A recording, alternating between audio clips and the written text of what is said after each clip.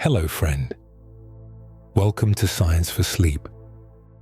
Tonight, we are spending time with a plant that many people know, but very few people ever stop to truly notice. Aloe is often kept on a windowsill near a warm kitchen corner, or resting quietly beside a bathroom sink, where the light stays bright for part of the day. It does not ask for very much. It does not spill across the room like a vine. It does not bloom with constant showy color. Most of the time, it simply sits in stillness, holding its shape, keeping its water, and waiting with a kind of patient calm. And yet aloe is much stranger than it first appears. Inside its thick green leaves is a cool, clear gel that helps the plant survive in dry and punishing places. That famous gel, the part so many people have touched at one time or another, was never made for human comfort. It belongs first to the plant itself. It is part of aloe's own survival system, a way of storing water inside the leaf when the air is hot, the ground is dry, and rain may not return for quite some time. What feels soothing to human skin began as a desert solution, quiet and practical, shaped by heat and scarcity. But even that is only part of the story. An aloe leaf is more complex than it looks from the outside. Beneath the smooth skin, there is not just one simple substance, but different layers with different roles. There is the clear inner gel that people know best, cool and soft and filled mostly with water. And there is also a separate yellow bitter layer closer to the rind, one that most people never think about at all. So even in a single leaf, aloe carries contrast. One part feels gentle and familiar. Another part is sharper, stronger, and much less inviting. In that way, aloe is like many things in nature. It seems simple from a distance, then grows more layered the closer you get. If you enjoy these quiet journeys, you're welcome to subscribe. And if it feels natural, to leave a comment sharing where you're listening from tonight. It helps others find their way to this calm corner of the world, one sleepy traveler at a time. The quiet continues here, just as it is. For thousands of years, humans have kept aloe close. It has lived in warm courtyards, dry gardens, healing traditions, clay pots, and now in modern homes where it still feels strangely at ease. There are not many plants that have moved so easily between the ancient world and the ordinary rhythm of daily life. Aloe did. Somehow, this still desert plant became both a survivor of harsh landscapes and one of the most familiar living things a person can keep indoors. Part of that may be because aloe gives such a clear impression of usefulness. You can see its structure. You can cut a leaf and watch the gel appear almost at once. You can feel the coolness on your fingertips. There is something about that directness that people trust.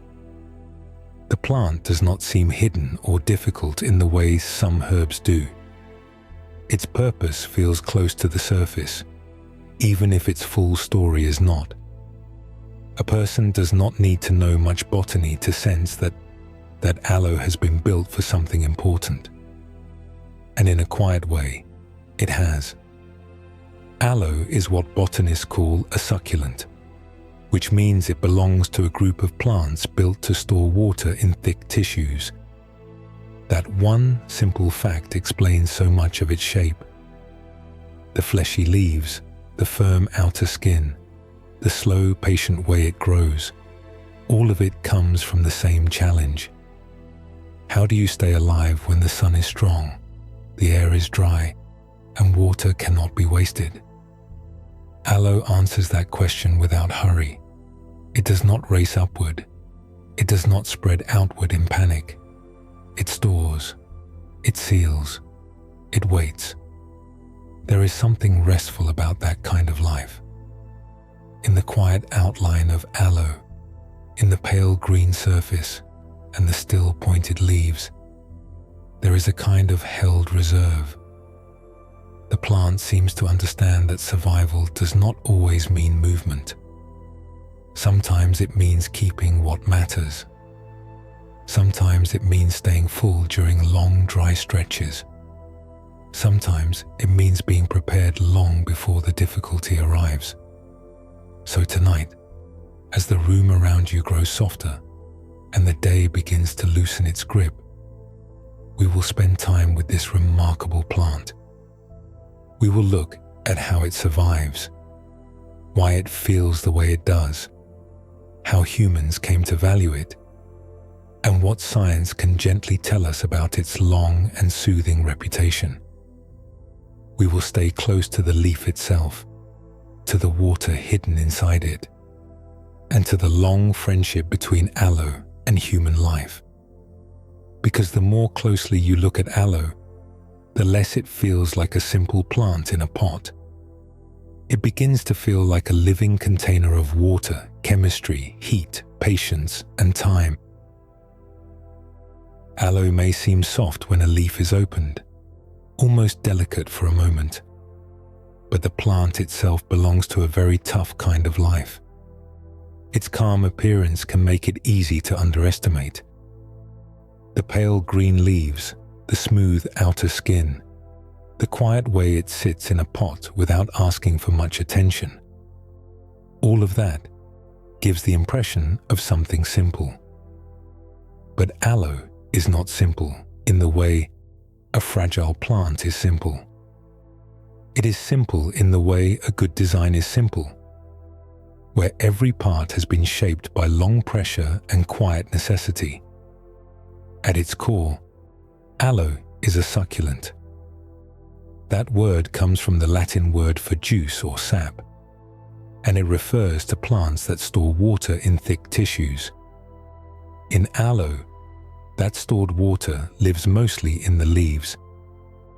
The leaves are not thin and flat like the leaves of a tree or a vine. They are swollen, heavy for their size, and built more like containers than sails. They do not spread wide to catch every bit of passing light. Instead, they hold themselves in firm pointed blades, each one shaped to protect what is inside. This is one of the first important things to understand about aloe. It is not a plant built for constant abundance.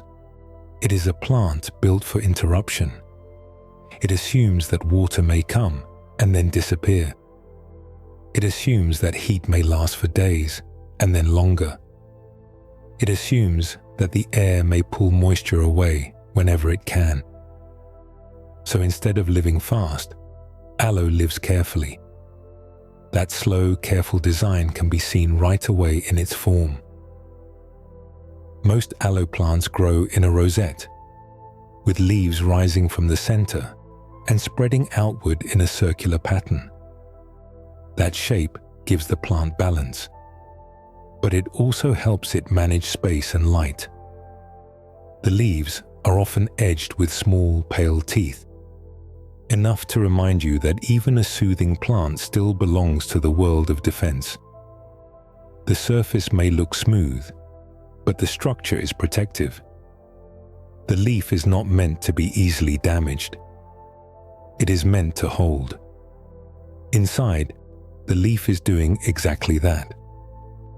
The clear gel within aloe is mostly water, held in living tissue that acts like a reservoir. This is why the plant feels heavier than it looks when it is healthy. A well-watered aloe carries a hidden weight. It is storing a supply for the harder days that may be coming. In that sense, the plant is always planning ahead in silence.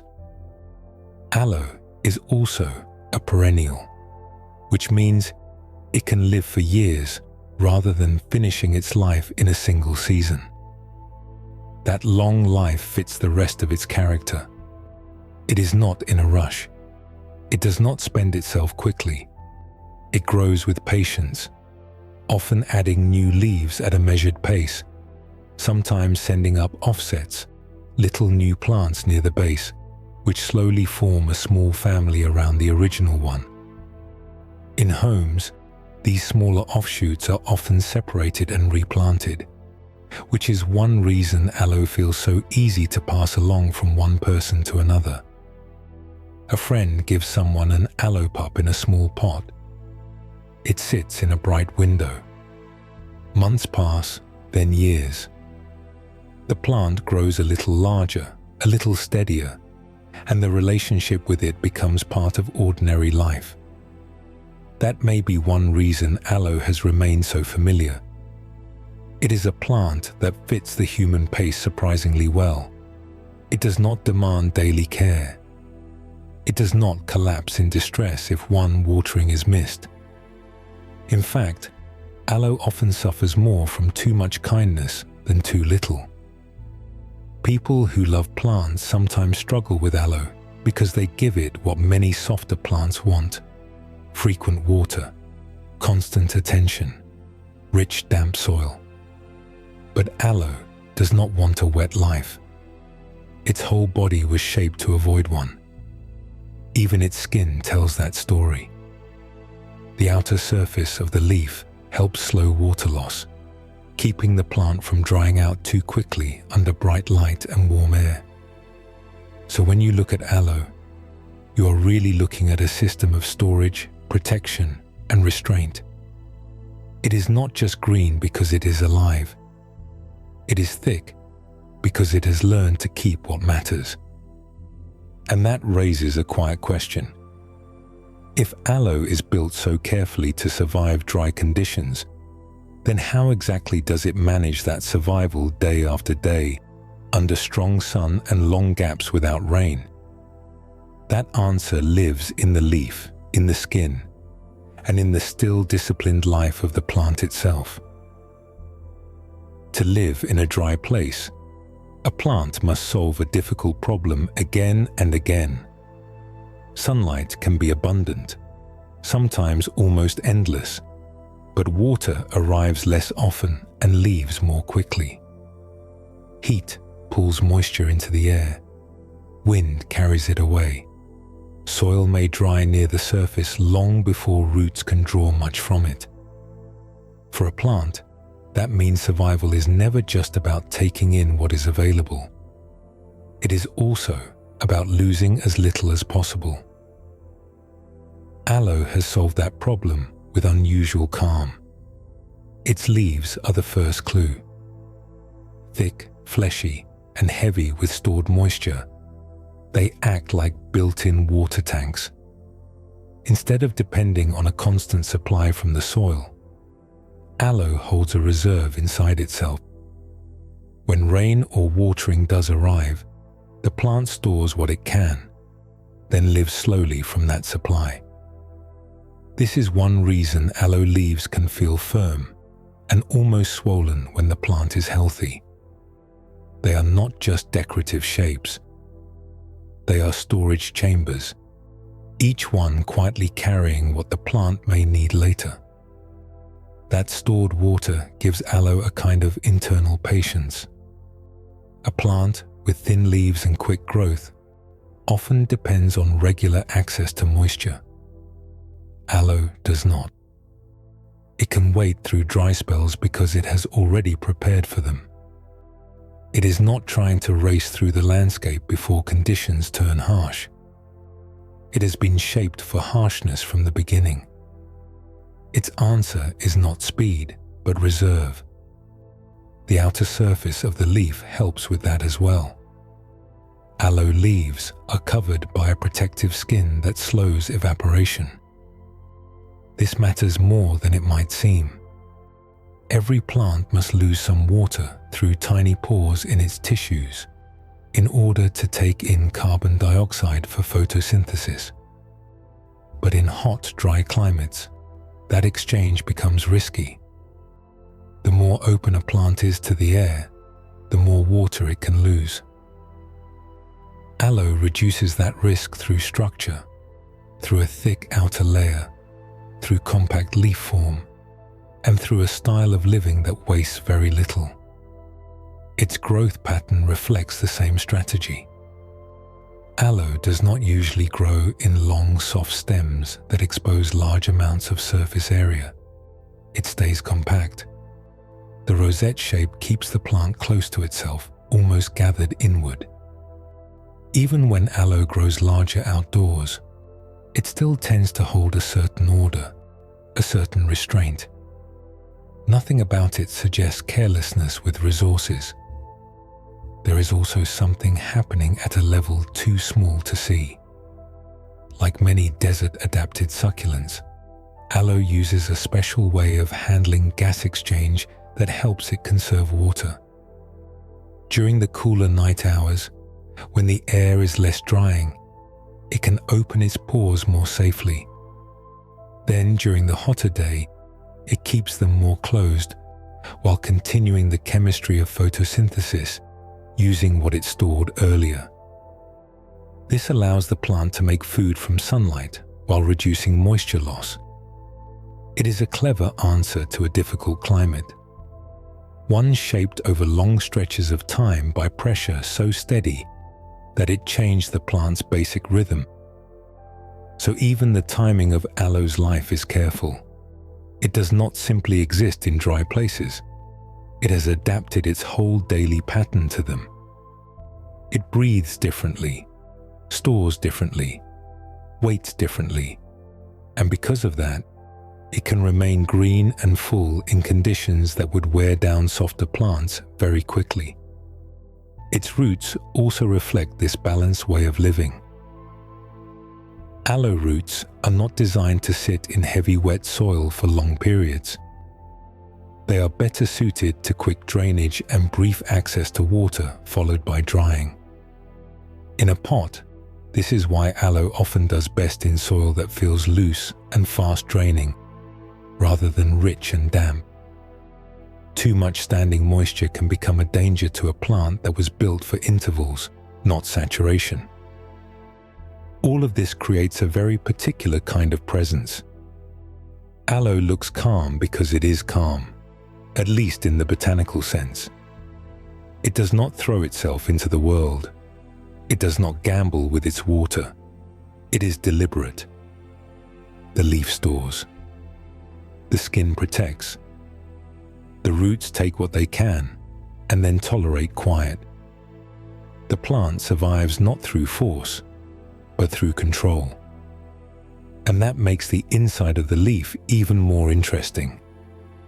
Because once a plant has built such an effective system for holding water and protecting itself from heat, the question becomes more intimate. What exactly is inside that leaf? What are the layers doing?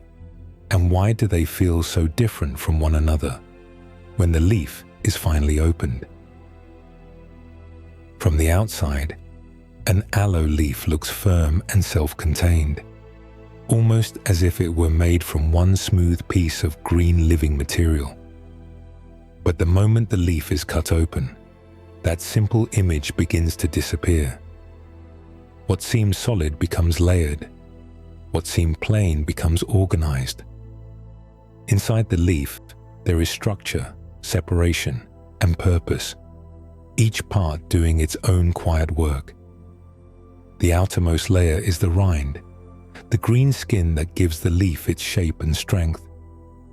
This outer covering protects the plant from injury, from drying air, and from too much water loss. It is part shield and part boundary. Without it, the stored moisture inside would not stay safely contained for long. The rind is what lets the leaf remain full under bright heat and long dry stretches. It is not there to be soft. It is there to hold. Just beneath that outer layer is one of the more surprising parts of the leaf, a thin yellowish substance often called latex. Many people do not notice this layer unless they cut deeply into the plant or let the leaf sit for a moment after slicing it open. Then the yellow fluid may begin to appear near the cut edge, slightly bitter looking, almost like a warning hidden beneath the calm green surface. This layer is very different from the clear gel people usually think of when they picture aloe. It contains compounds the plant uses as part of its defense. In human use, that yellow latex has had a very different history from the gel, and not always a gentle one. So even before reaching the soft interior, the leaf reveals that aloe is not made of one simple soothing substance. It is made of different tissues with different roles, some protective, some storing, some more welcoming than others. Then deeper inside comes the part most people know best, the clear inner gel. This gel makes up much of the leaf's interior, and it is what gives aloe its cool, wet, almost glassy feeling when opened. It is mostly water, but not just water alone.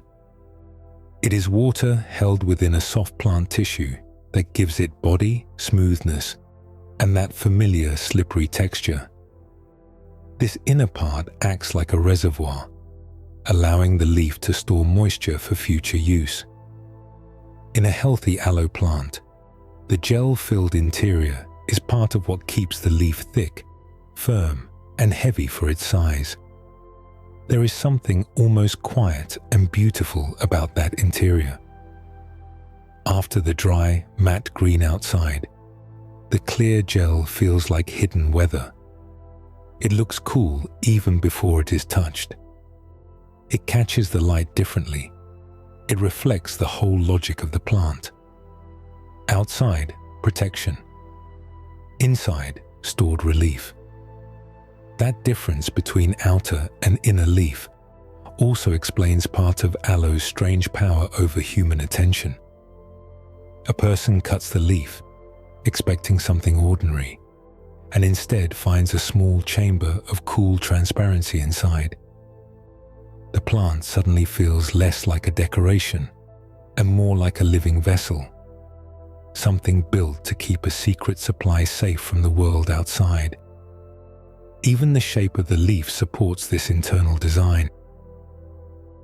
Aloe leaves are thickest through the center, where more water-storing tissue can be held, and they narrow toward the tip, where less bulk is needed. The pointed form is not just aesthetic, it follows use. The leaf is designed around storage, protection, and efficient structure. In that sense, the shape of aloe is an outside map of what is happening within.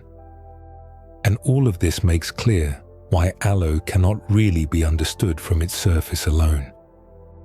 To know the plant, you have to know its layers. You have to see that the familiar gel is only one part of a more complex whole. The rind, the bitter latex, the clear inner tissue, each one belongs to the same leaf, but each one tells a different part of the story. What people call aloe is often really just one layer of aloe. That is part of what makes the plant so interesting. It carries contrast inside itself. Softness protected by toughness. Moisture guarded by bitterness. A calm outer form hiding a more intricate interior. And perhaps that is why the feel of aloe is so memorable once it touches human skin. Because by the time the clear gel reaches the surface of a fingertip or the back of a hand, it has already traveled outward from a carefully protected interior. One that the plant built not for us, but for its own survival in a dry and demanding world. Some plants are mostly admired from a distance. Aloe is different. It becomes memorable the moment it is touched. The first sensation is often coolness.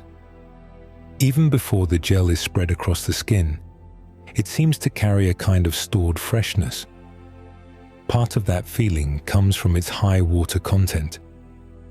Aloe gel is made up mostly of water, and water has a way of feeling instantly calm against warm skin. If the leaf has been sitting in a shaded room or near a cool window, that effect can feel even stronger. The gel seems to arrive with its own quiet temperature, as if the inside of the plant has been kept apart from the heat outside. Then comes the texture. Aloe gel is not watery in the same way as a splash from a glass or a drop from a tap. It has body. It spreads slowly. It clings to the skin. It feels slippery at first, then softer, then lightly tight as it begins to dry. That sequence is one reason the plant leaves such a strong impression. The experience changes in real time.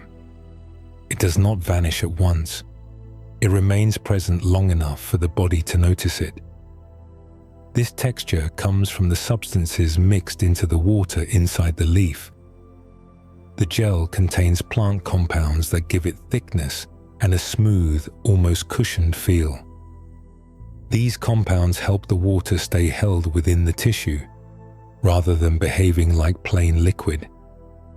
For the plant, that matters because water needs to be stored, not spilled. For a human hand, it means the gel feels more like a layer than a splash, something laid gently across the surface, rather than something that runs away. That may be one reason people trust it so quickly. Human beings respond strongly to what they can feel. A remedy that produces an immediate sensation often seems more convincing than one that works in ways the body cannot easily notice. Aloe does something visible and tactile at once. The leaf is opened. The clear gel appears. It is placed on the skin. The skin feels cooler, wetter, and lightly coated. Even before anyone speaks about healing or relief, the body has already registered a change. That is powerful. In many ways, aloe's reputation was built not only on what it may do over time, but on how unmistakably it announces itself in the first few seconds. Some plants hide their effects inside teas, tinctures, or oils. Aloe shows itself plainly. It asks almost nothing from the imagination. The gel is there in front of you, and its first qualities are easy to sense. There is also something visually calming about it. The clear inner gel catches light in a soft way, almost like a piece of living glass. It does not look heavy or sticky. It looks clean, quiet, and simple. That appearance shapes expectation too. People are more likely to welcome something that looks pure and feels gentle. The mind begins forming a story almost immediately. Cool means relief. Clear means clean. Soft means safe. These are not always scientific conclusions, but they are deeply human ones. As the gel sits on the skin, another change often begins. What felt wet at first may start to feel slightly tighter as water slowly evaporates. The slipping sensation fades. A faint film may remain for a while. This too is part of aloe's distinct character. It does not behave exactly like lotion, oil, or plain water. It follows its own small sequence, one that many people recognize the moment it begins. And that sequence has helped keep aloe close to daily life. A person does not need a deep knowledge of plant biology to remember how aloe feels. The body stores that memory easily. A cut leaf on a summer afternoon, the coolness on warm skin, the clear layer spread over the surface of the hand, the slight tightening after a few minutes.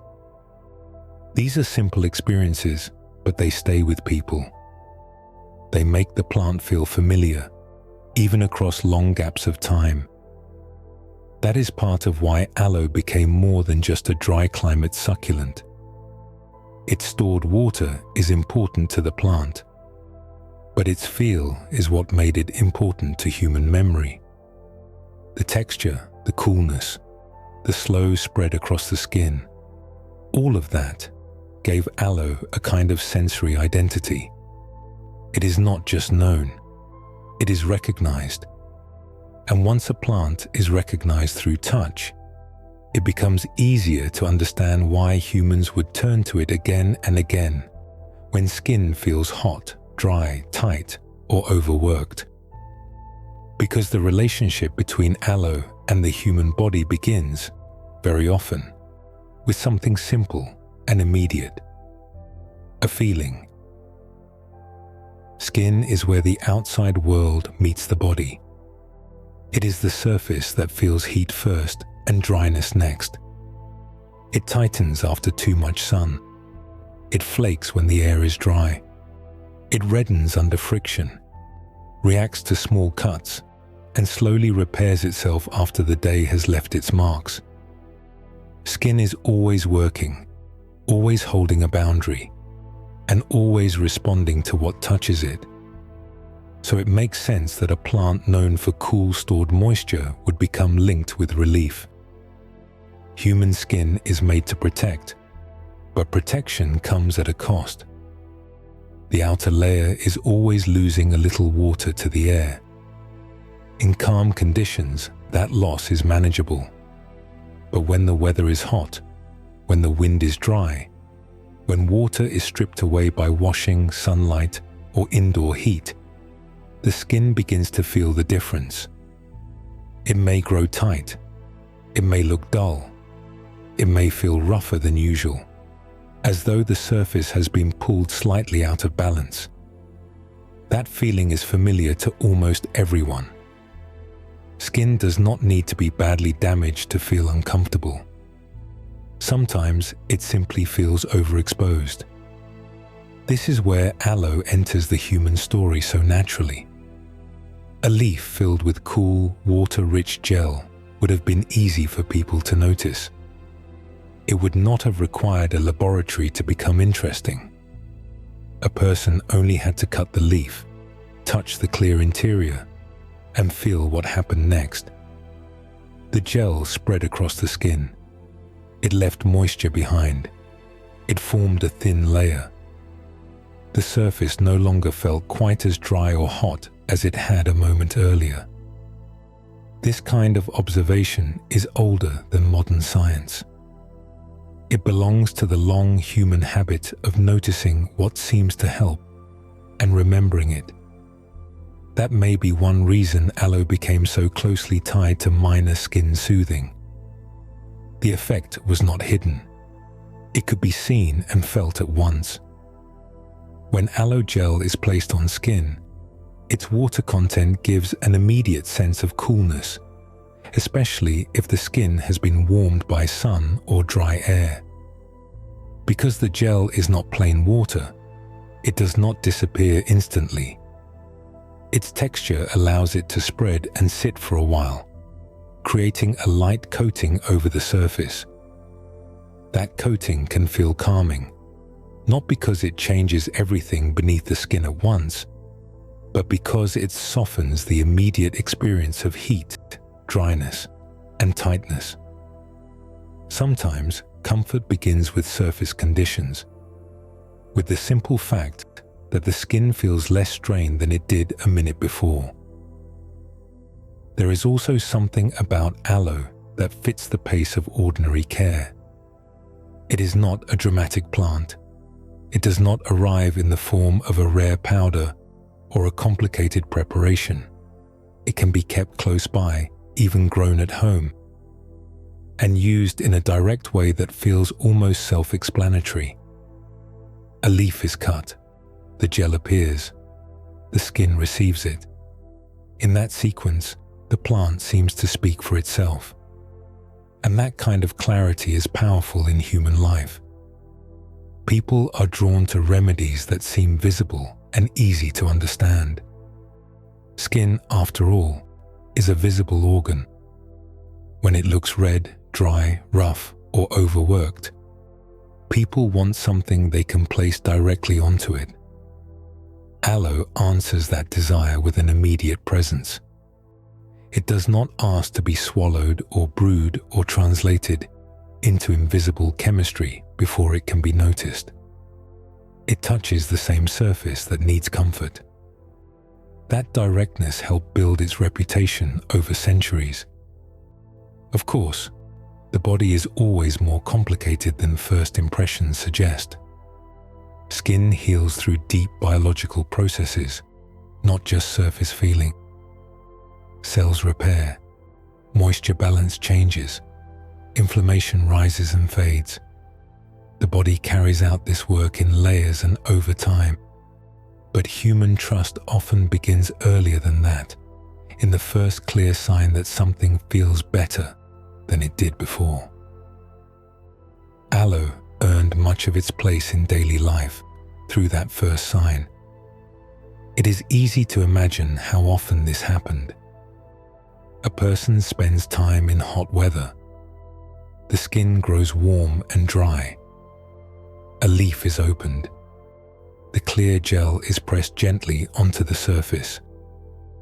The feeling changes. It may not be the whole story, but it is enough to be remembered. And when a thing is remembered often enough, it becomes part of household knowledge. That is how many plant reputations begin. Not with grand theories, but with repeated moments of small relief. Of course, a soothing sensation and a healing effect are not always the same thing. And this is where aloe becomes especially interesting, because science partly supports its reputation while also asking us to be more precise about what the plant can and cannot do. Plants often gather meanings faster than science can test them. Aloe is one of those plants, living at the meeting point between household trust and careful research. For a very long time, people did not need a formal explanation to believe aloe was useful. The cool gel felt pleasant on the skin. It seemed to soften dryness. It became part of ordinary care.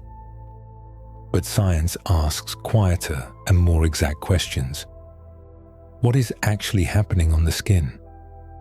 Which effects are supported? And where does aloe's reputation become larger than the evidence? Part of the answer begins with something simple. Moisture matters.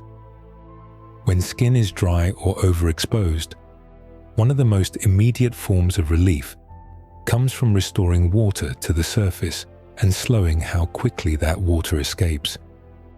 Aloe gel is rich in water, so it naturally helps the skin feel less tight for a time. It creates a thin, moist layer that can make the outer surface feel calmer and more comfortable. That may sound modest, but modest effects can still matter.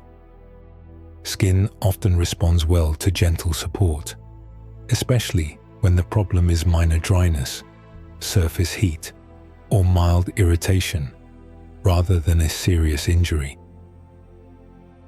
Aloe has also been studied for its possible role in supporting the skin's recovery environment.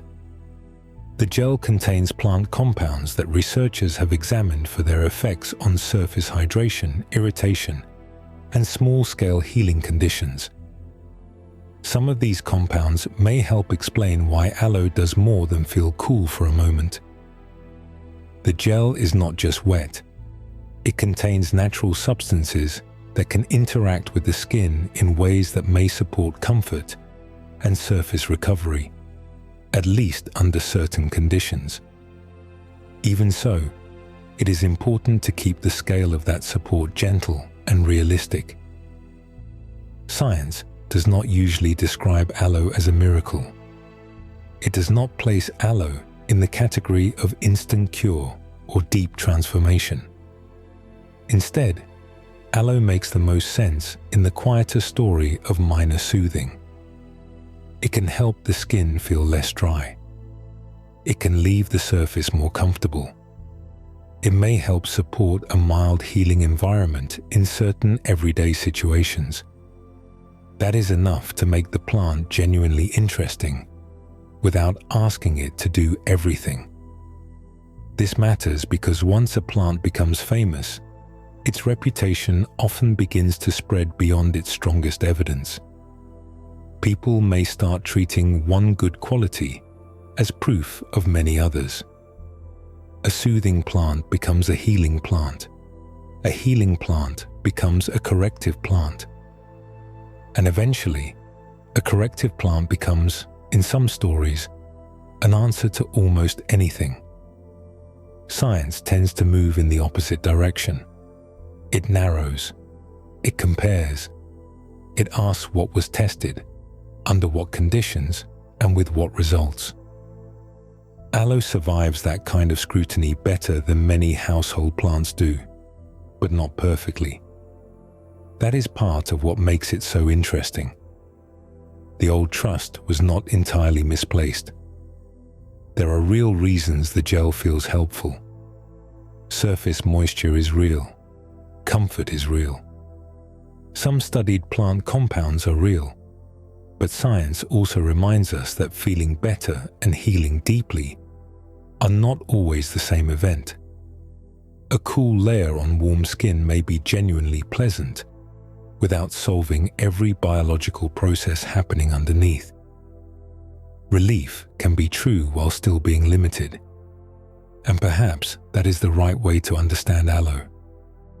Not as a false promise, but as a plant whose value is strongest when kept in proportion. It helps to remember that skin itself often heals gradually. Minor irritation settles. Dryness improves with moisture and time. Small discomforts ease when the surface is supported rather than disturbed further. Aloe fits well into that slower rhythm. It is not a dramatic intervention. It is a soft one. Its role is often to make the skin's outer world feel more manageable, while the deeper work continues in its own time. In that way, aloe's reputation may have grown because it joined two kinds of truth together. One truth belongs to sensation. The gel feels cool, wet, and calm. The other belongs to science. The plant contains properties that help explain at least part of why that sensation became meaningful in daily life. When those two truths overlap, even modestly, a household remedy can last for centuries. Still, for most people, aloe is not first remembered as a scientific subject. It is remembered as the thing applied after too much sun, when skin feels warm long after daylight is gone.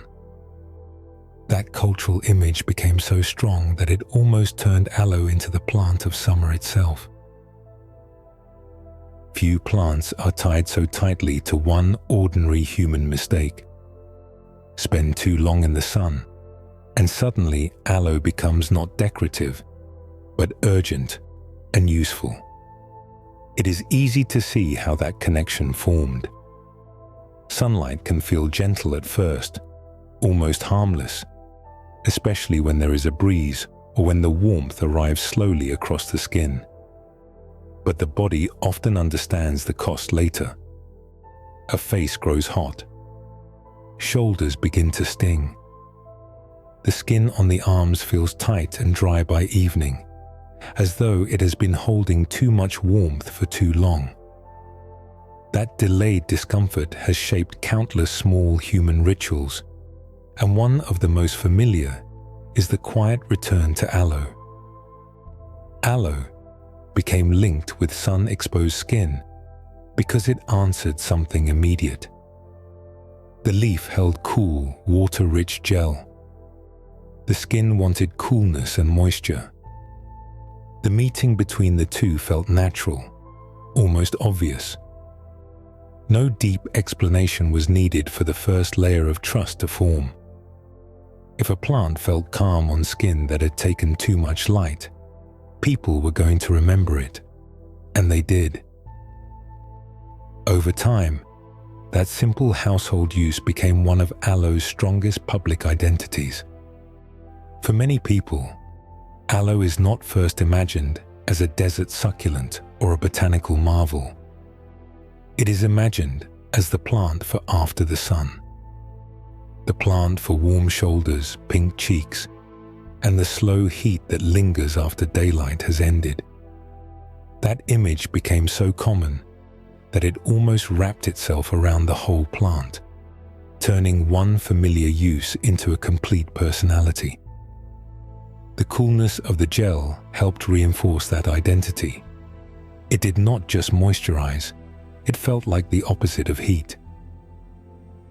On skin that seemed to be holding too much sun, aloe arrived with a clear contrast. Even when the relief was gentle, the contrast was memorable. The body notices change quickly, especially after discomfort. A cool layer over warm skin leaves an impression, and impressions repeated often enough become habit. That is one reason aloe moves so easily into modern homes and modern products. It did not remain only a living plant in a pot. It became bottled gel, lotion, sprays, creams, and labels that promised comfort after sunlight. In that transition, aloe's identity grew wider and simpler at the same time. People no longer needed the plant itself. They only needed the idea of the plant, cool, soothing, clean, and ready when needed. A household association had become a commercial one. Marketing played a role in this, of course, but only because daily life had already prepared the ground. Good marketing rarely succeeds without a feeling people already recognize. Aloe fit into an experience that was common, visible, and easy to understand. Too much sun happens. Skin feels hot. Aloe feels cool. That is a story almost anyone can follow without effort. And because the story is so simple, it travels well. It passes from parents to children, from one summer to the next, from beach bags to bathroom shelves. Familiarity did as much work as evidence. That does not mean the association is false. It means the association became strong because it was repeated in a very human setting. Not only in formal studies, but in ordinary afternoons, vacations, gardens, patios, and long bright days when the body realized a little too late that it had taken more light than it could comfortably hold. Aloe entered that everyday moment and stayed there. It is also one of the few plants many people feel they know how to use without needing much gardening knowledge at all. Someone may know very little about succulents, leaf anatomy, or dry climate adaptation, and still know what aloe is for. That kind of cultural clarity is rare. Most plants remain vague to the public. Aloe became practical in a more immediate way. Even people who never keep one at home often understand the role it has been given. So the plant's modern image was shaped by more than biology. It was shaped by season, repetition, memory, and the body's simple wish for relief after excess. Summer gave aloe a public role. Heat gave it a purpose people could feel. Familiar use gave it authority. But this familiar version of aloe is only one part of the leaf story. Because hidden just beneath the calm image of cool gel is another side of the plant, bitter, yellow, and much less gentle in reputation. Plants often protect themselves with contrast. What nourishes one part of their body may be paired with another part that warns, defends, or discourages. Aloe is a very clear example of that.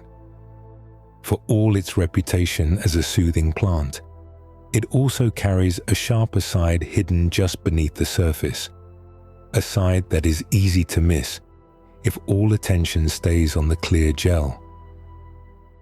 Just under the outer rind of the leaf is a yellowish substance often called aloe latex.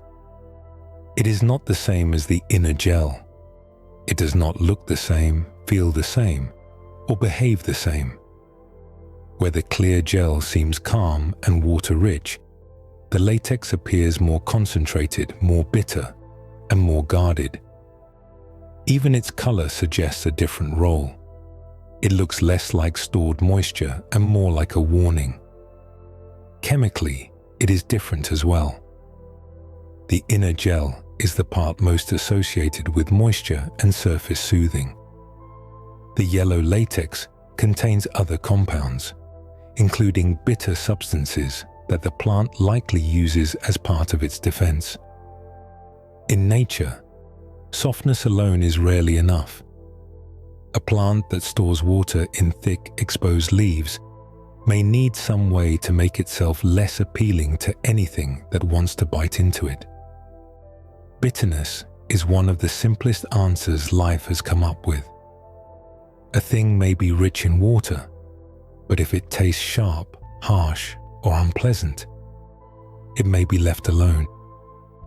So even inside one aloe leaf, there is a quiet dual structure. One layer stores and softens. Another warns and protects. This yellow latex also has a long human history, though a very different one from the clear gel. While the gel became associated with skin and surface comfort, the latex became known for strong internal effects, especially as a powerful laxative. For centuries, people used preparations from this bitter part of the leaf for that purpose. It was not considered gentle. In fact, that very strength is part of what made it memorable. A plant that seems so soothing on the outside also contains something forceful and difficult on the inside. That contrast gave aloe a more complex reputation than modern household use sometimes remembers. Today, this distinction matters because people often speak of aloe as if the whole leaf were one simple substance. But it is not. The clear gel and the yellow latex should not be confused. They belong to the same plant, yet they do different things and have very different histories of use.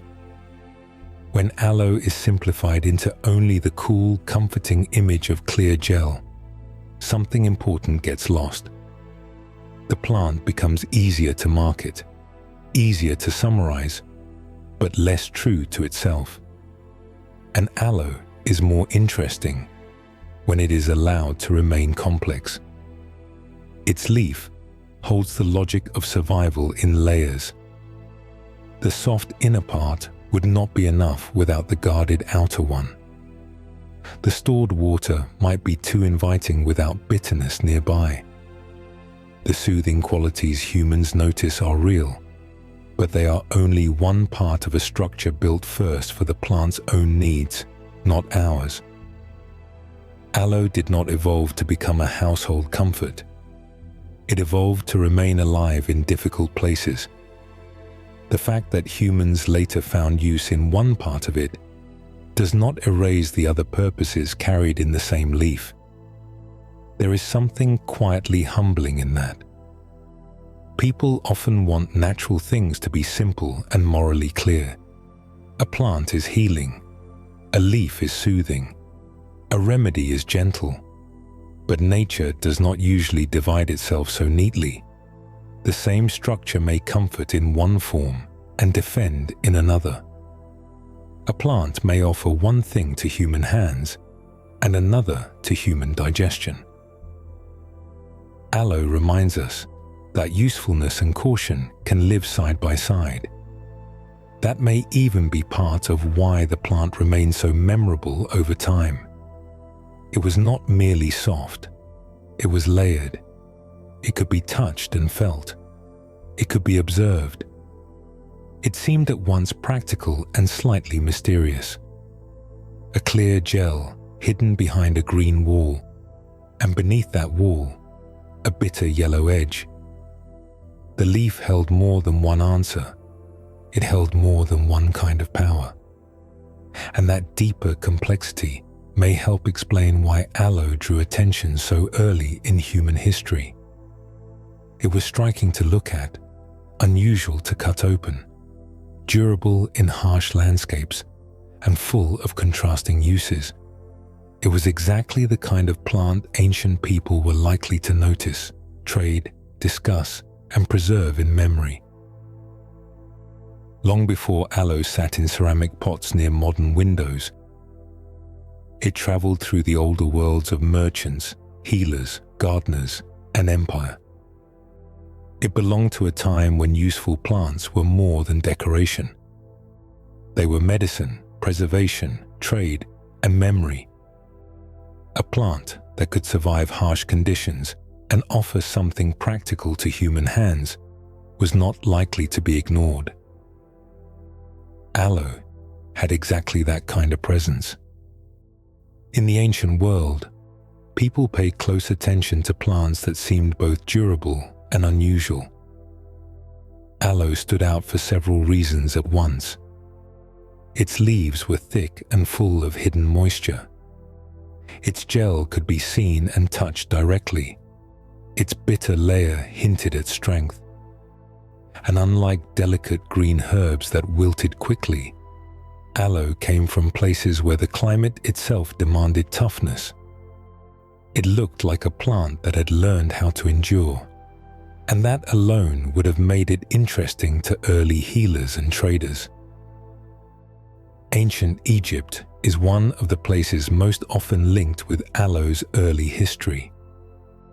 The plant was valued there for bodily care and for its place in a wider culture that paid deep attention to preservation. The ancient Egyptians were highly skilled in working with oils, resins, perfumes, and plant materials. They understood that some substances could soothe the living, preserve the dead, or carry a sacred quality simply because they endured. Aloe fit naturally into that world.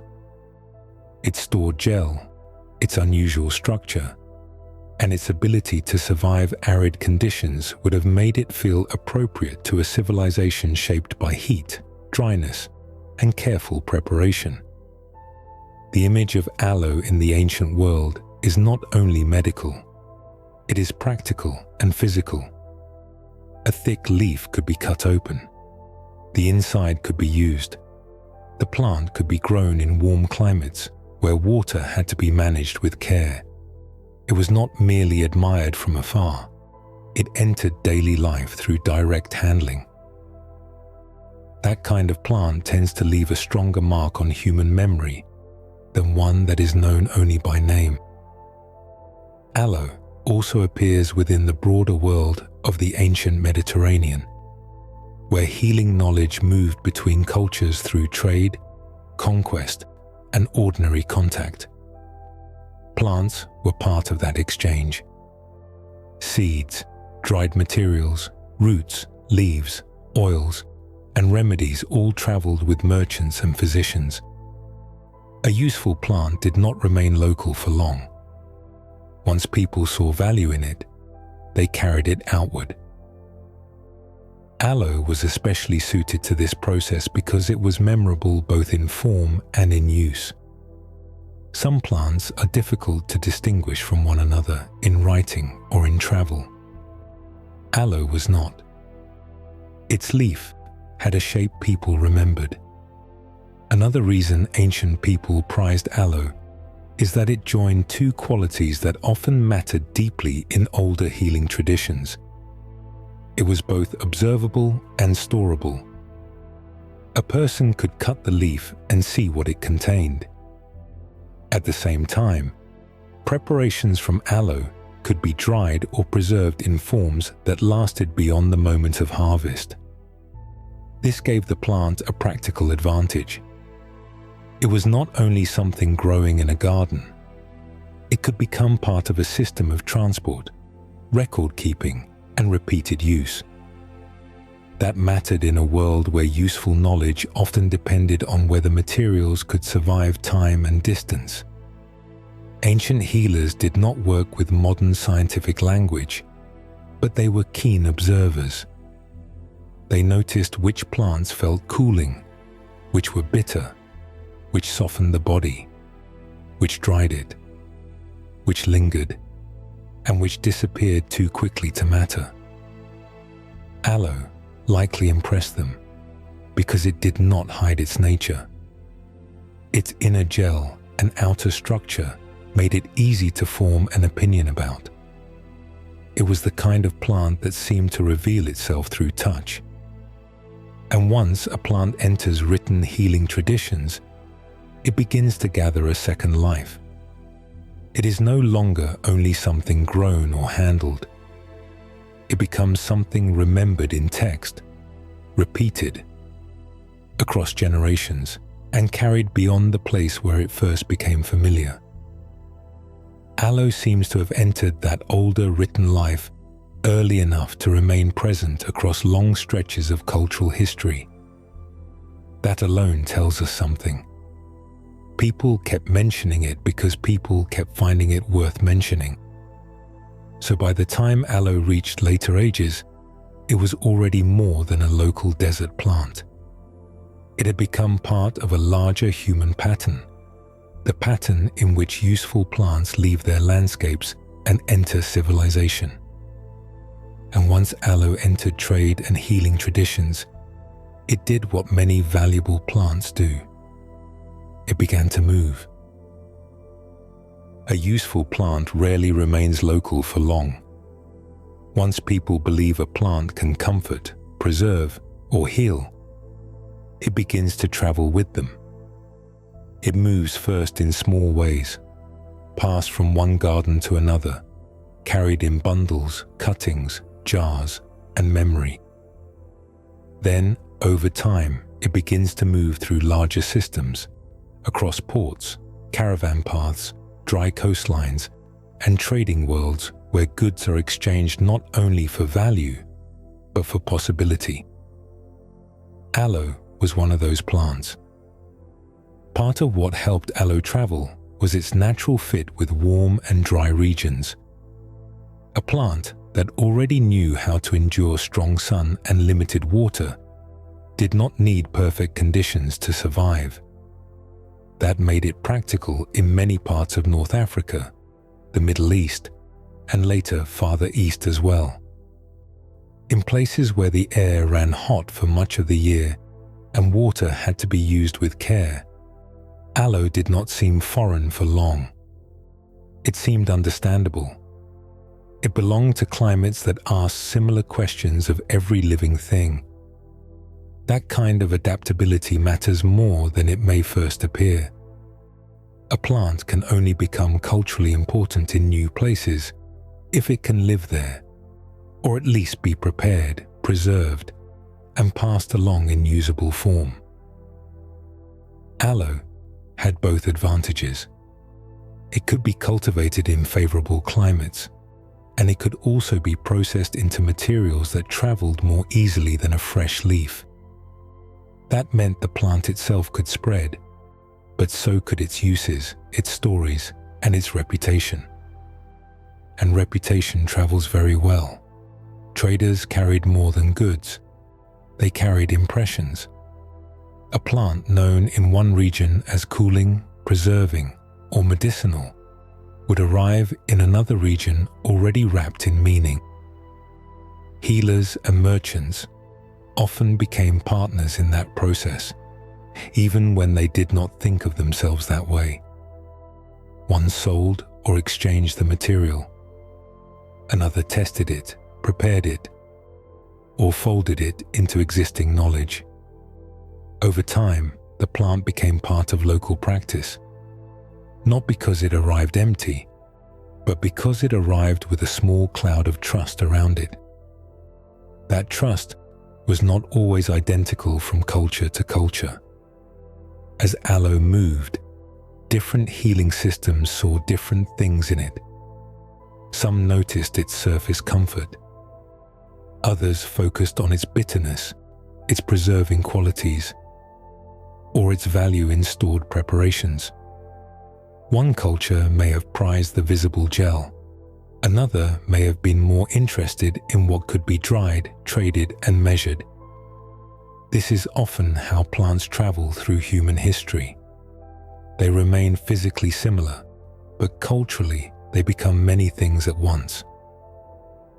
Before modern botany gave aloe a cleaner place in classification, people knew it through use. They knew what the leaf looked like, what came out when it was cut, how it tasted, how it felt, how it kept, and what happened when it was applied or prepared. That practical knowledge came first. Names and categories often followed later. For most of human history, a plant did not need to be formally organized in a scientific system to become valuable. It only needed to matter in real life. Aloe mattered in real life because it was memorable. The leaf was thick, the gel was immediate, the bitter layer was strong. The plant itself looked unusual enough to stand apart from many softer garden herbs. In a world where memory was often carried through direct contact rather than printed labels, that distinctness helped.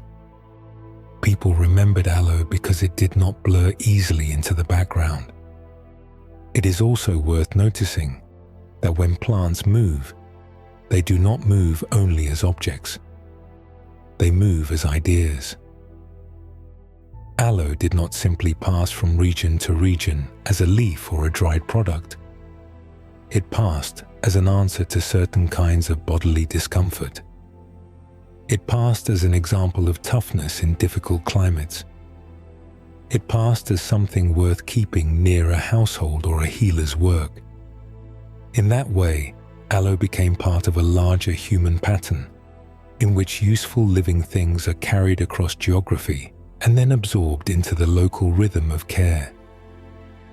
By the time aloe had spread through multiple regions and traditions, it was no longer just a plant from one place.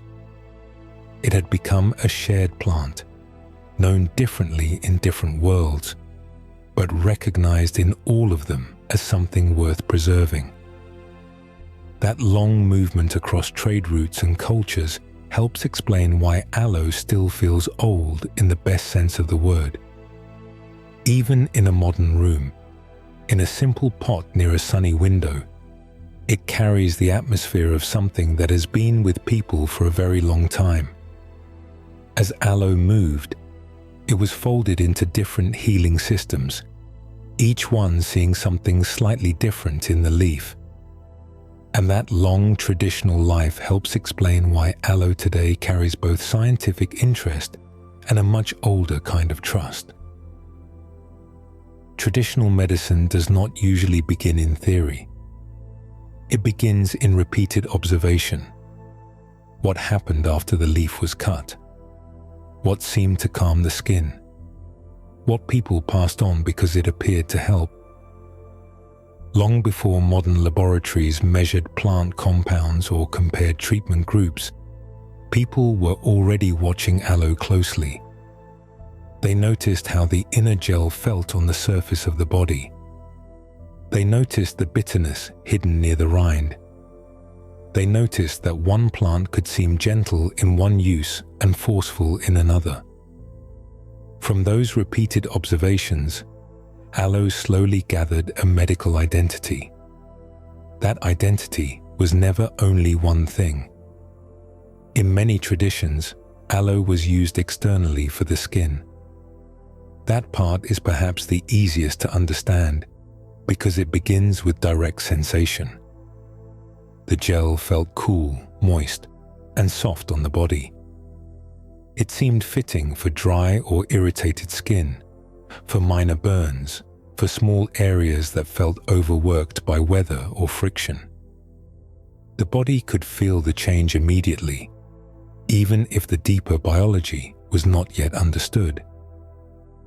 Traditional medicine often trusts what can be seen and felt, especially when the same result seems to happen again and again.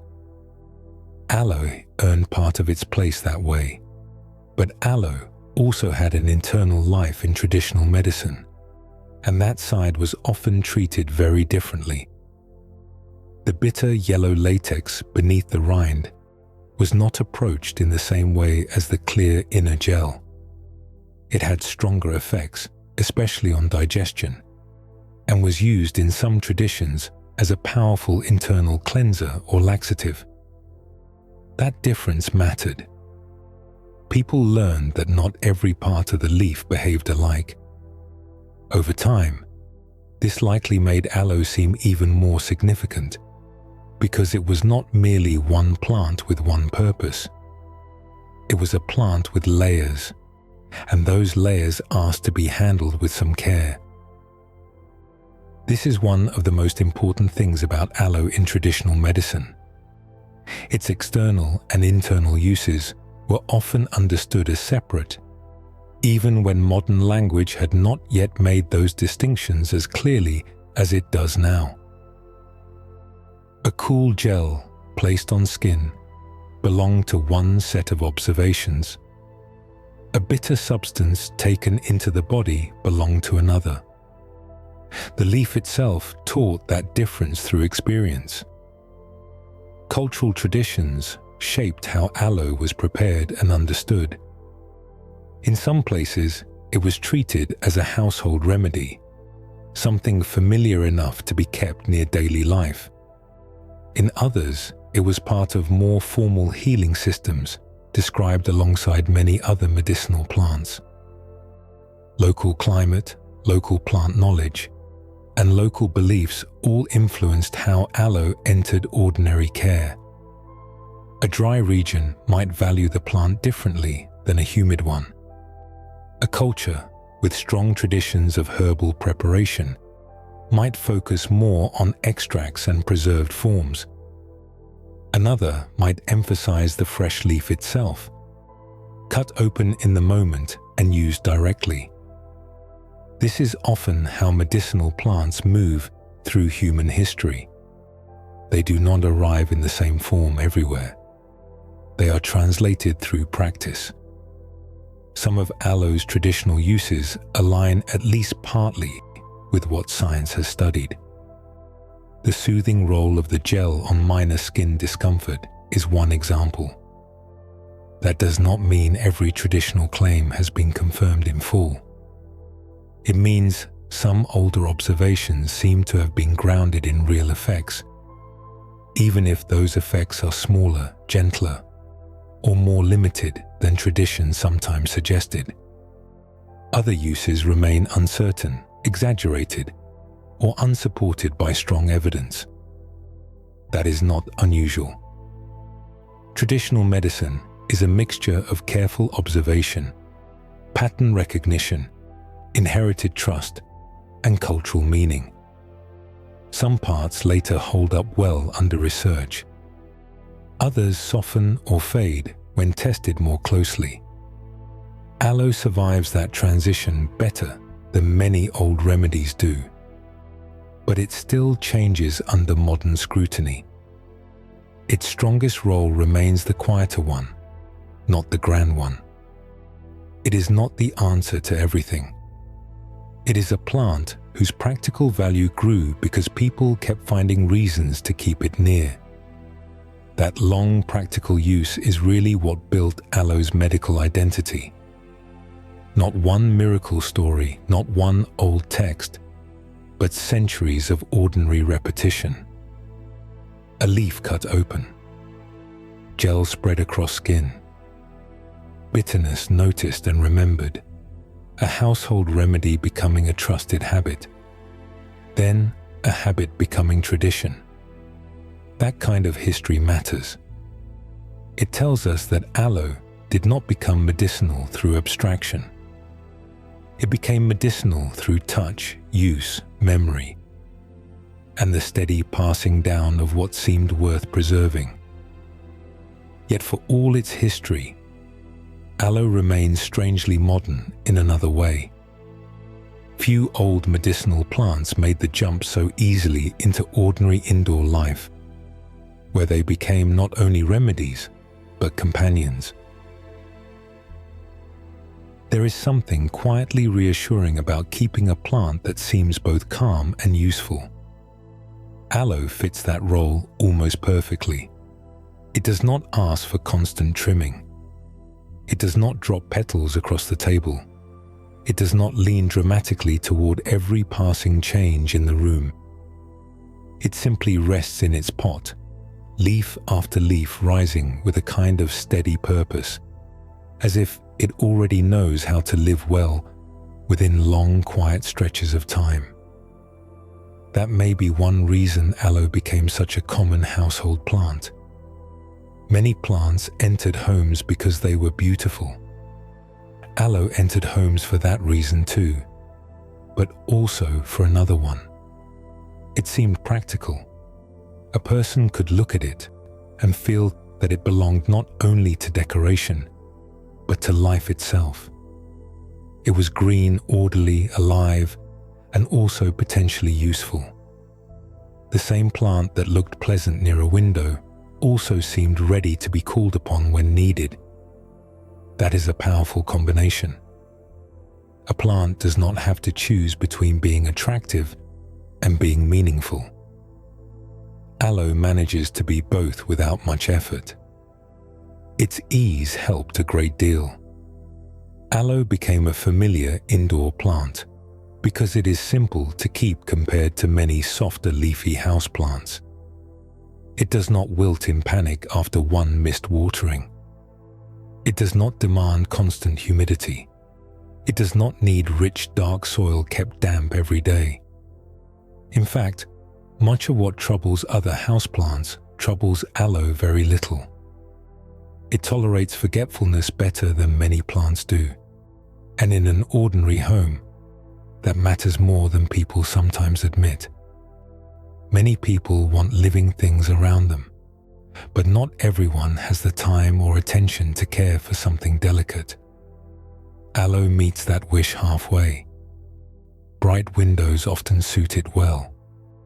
So does dry indoor air, which many other plants dislike. A room that would leave a tropical fern looking tired may leave aloe entirely at ease. Sunlight across a sill, a warm patch by the glass, a pot left alone for several days.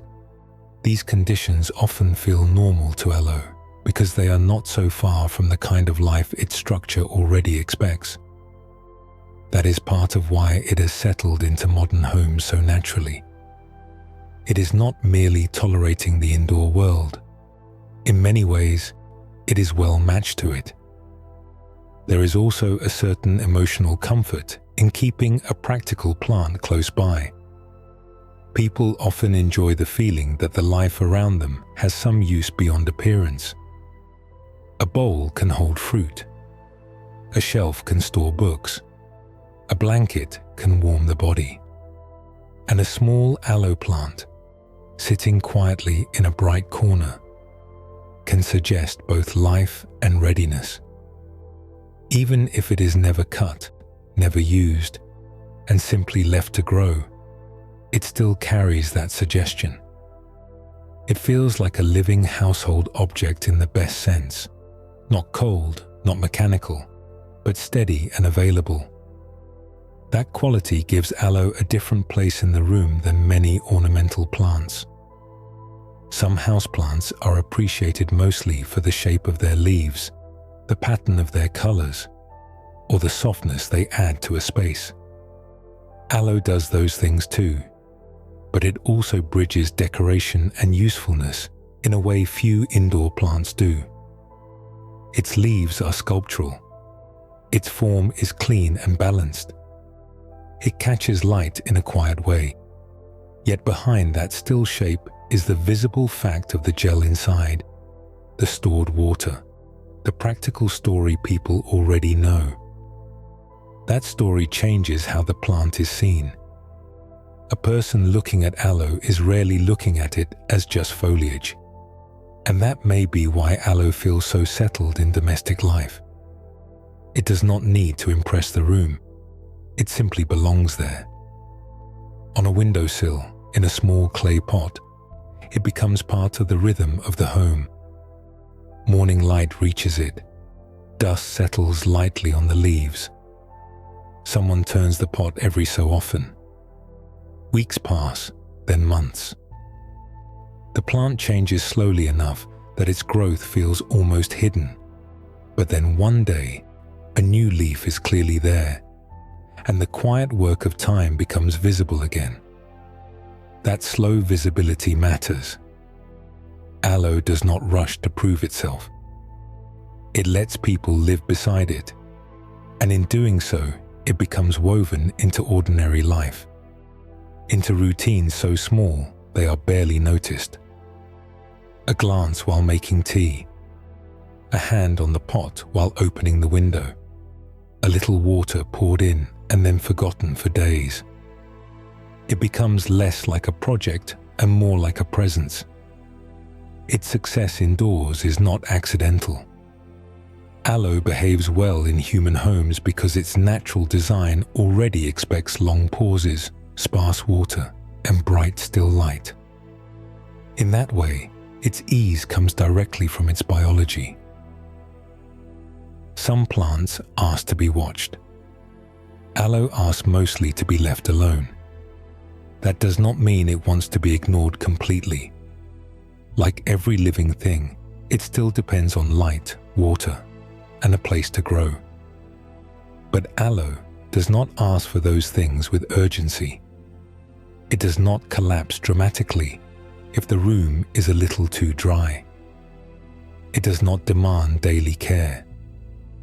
In fact, one of the most unusual things about aloe is that too much attention can cause more trouble than too little.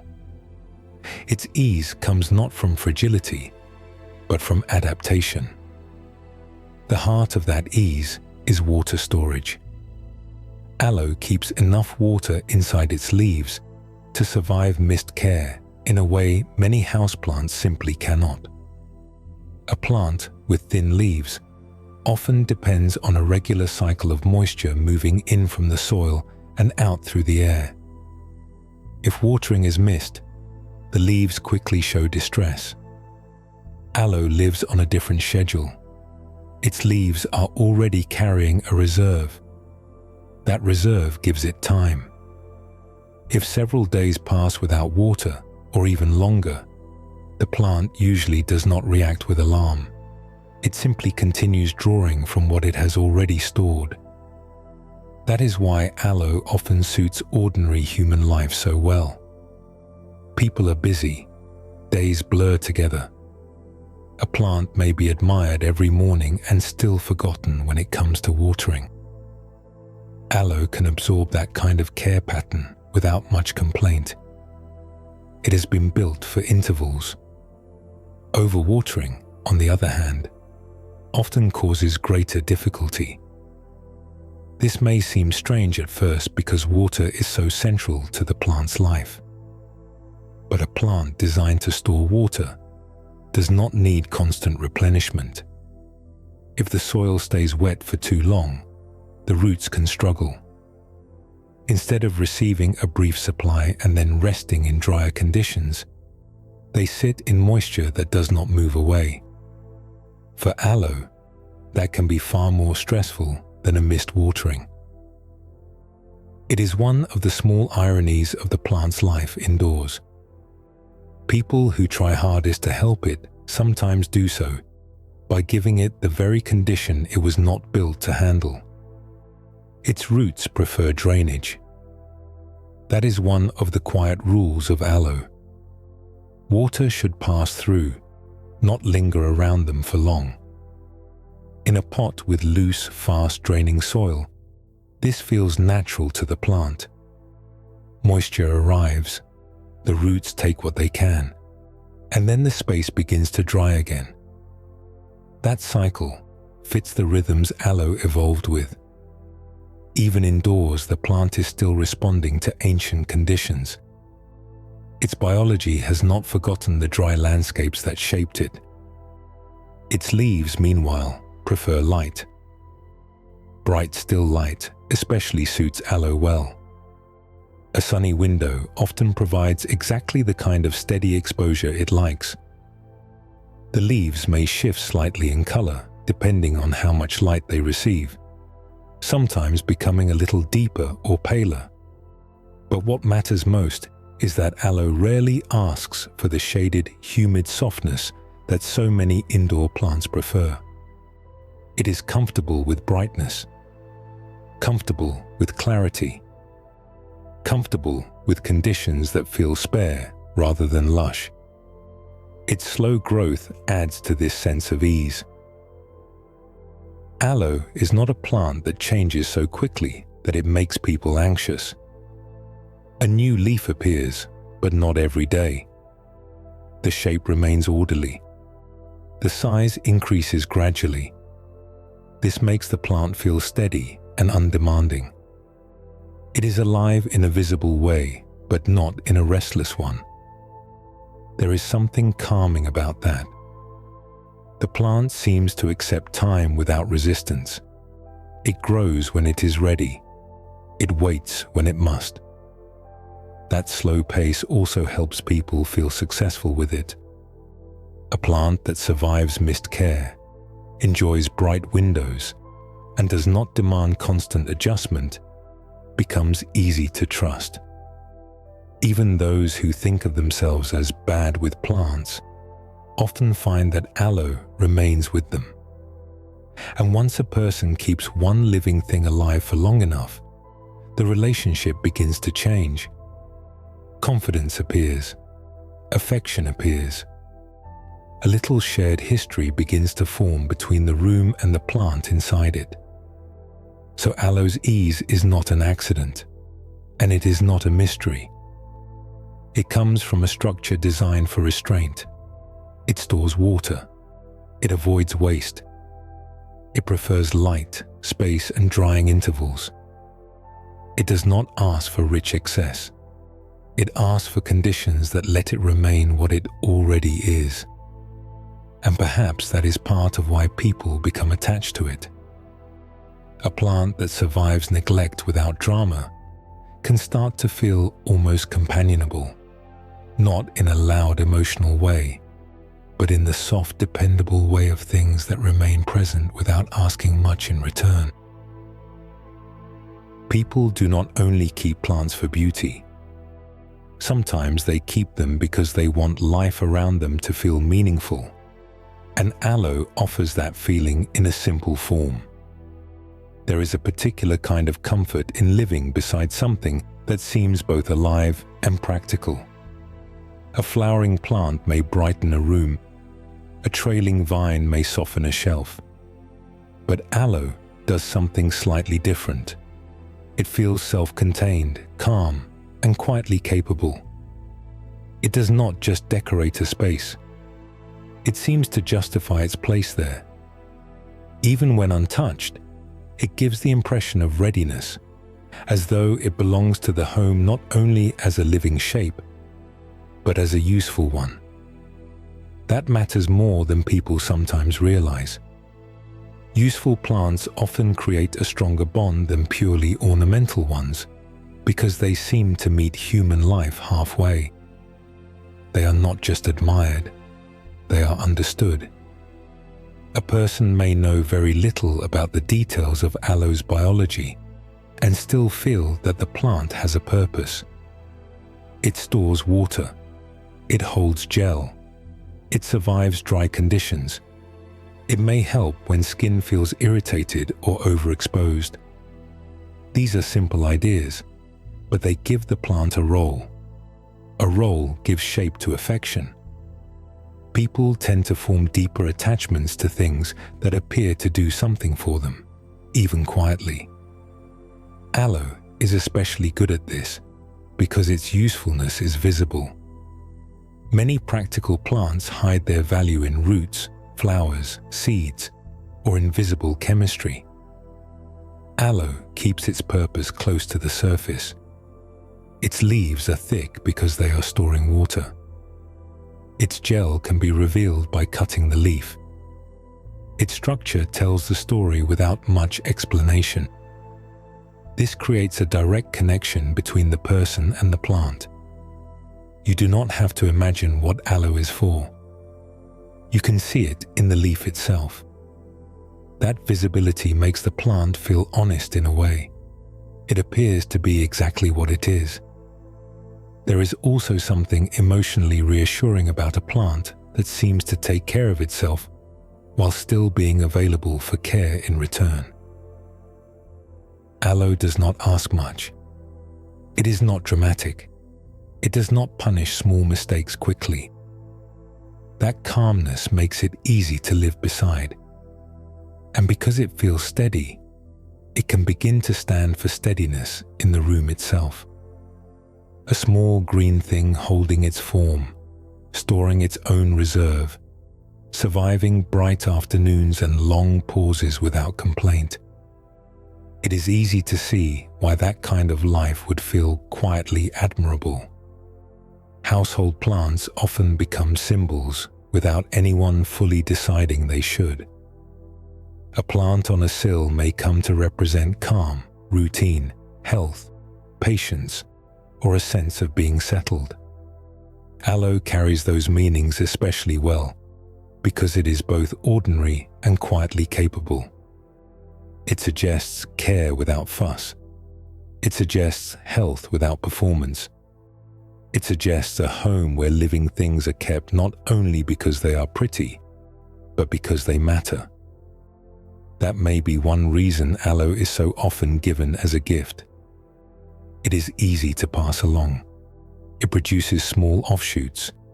It survives relocation well. And it carries a message that is simple but warm. Here is something living. Here is something that can stay with you. Here is something that asks little and still offers something back. That kind of exchange is not only botanical, it is emotional. The plant becomes a way of sharing steadiness, usefulness, and a small form of trust. Its promise is quiet but real. Aloe carries the feeling that it will be there when needed. Not in a grand heroic sense, but in the gentle household sense that matters more often. It will still be on the windowsill next week. It will still be green after a missed watering.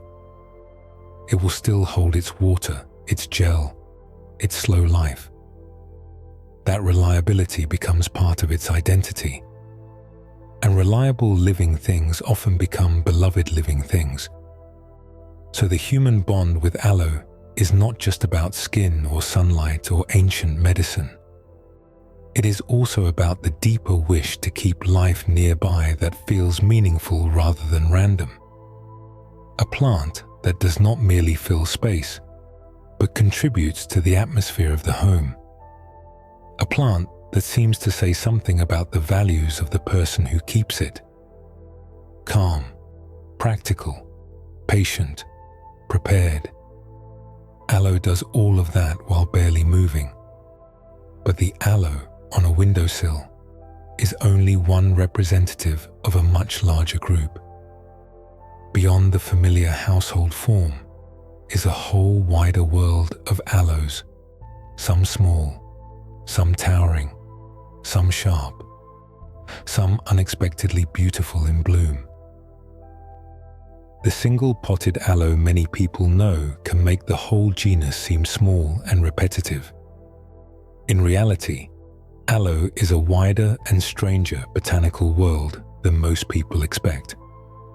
The plant on a windowsill, often labeled simply as aloe, is only one familiar face in a much larger family of forms. Once you begin looking beyond that single household version, the image starts to widen. Aloe is not just a modest green plant in a clay pot. It is a whole group of species shaped by different landscapes, different climates, and different ways of enduring heat and dryness. There are many aloe species beyond aloe vera. Some stay small and compact, their leaves gathered in tight patterns close to the soil. Others grow into large sculptural forms that seem almost architectural, with heavy leaf rosettes rising above the ground like living stonework. Some send up a short cluster of leaves no bigger than a dinner plate. Others become tall enough to dominate an entire garden bed. In the wild and in cultivation, the genus is far more varied than the household image suggests. The leaves alone tell that story.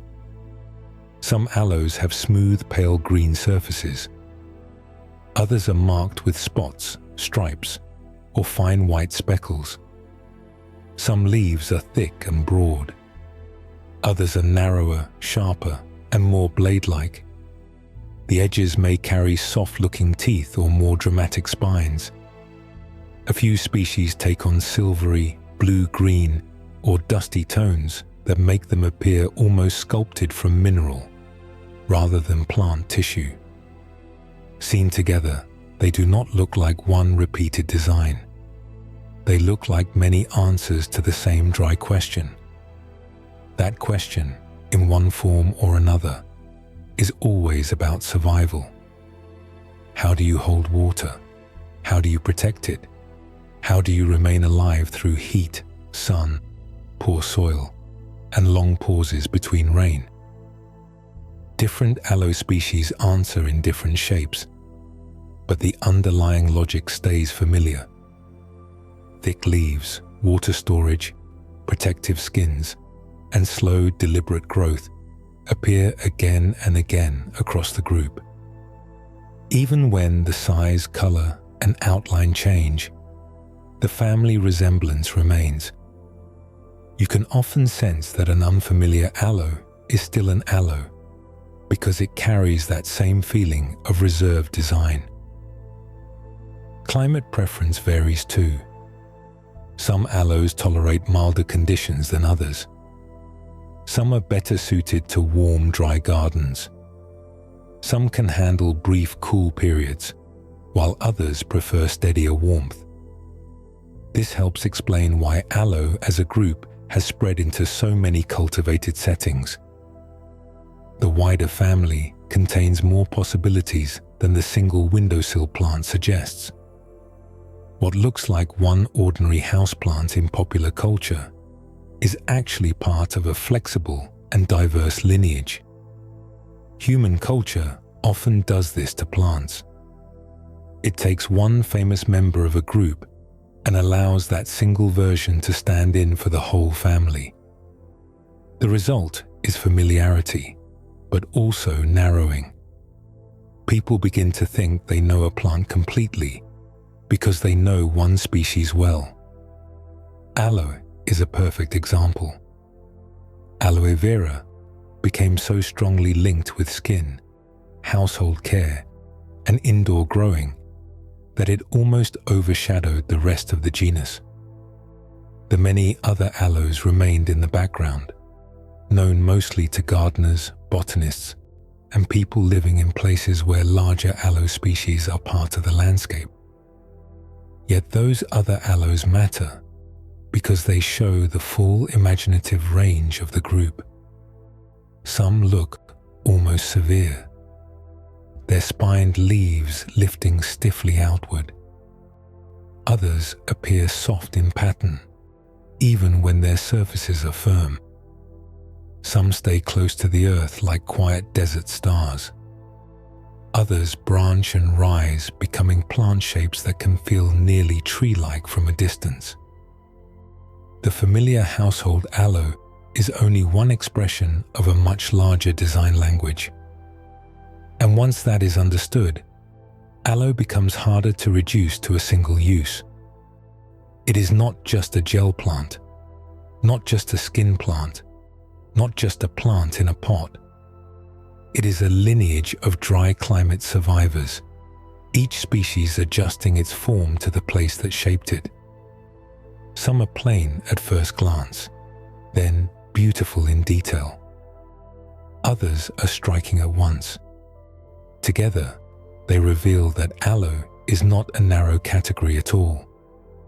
It is a botanical family with a much wider personality than common language usually allows. And one of the easiest ways to realize aloe is more than a gel plant is to see what happens when it flowers.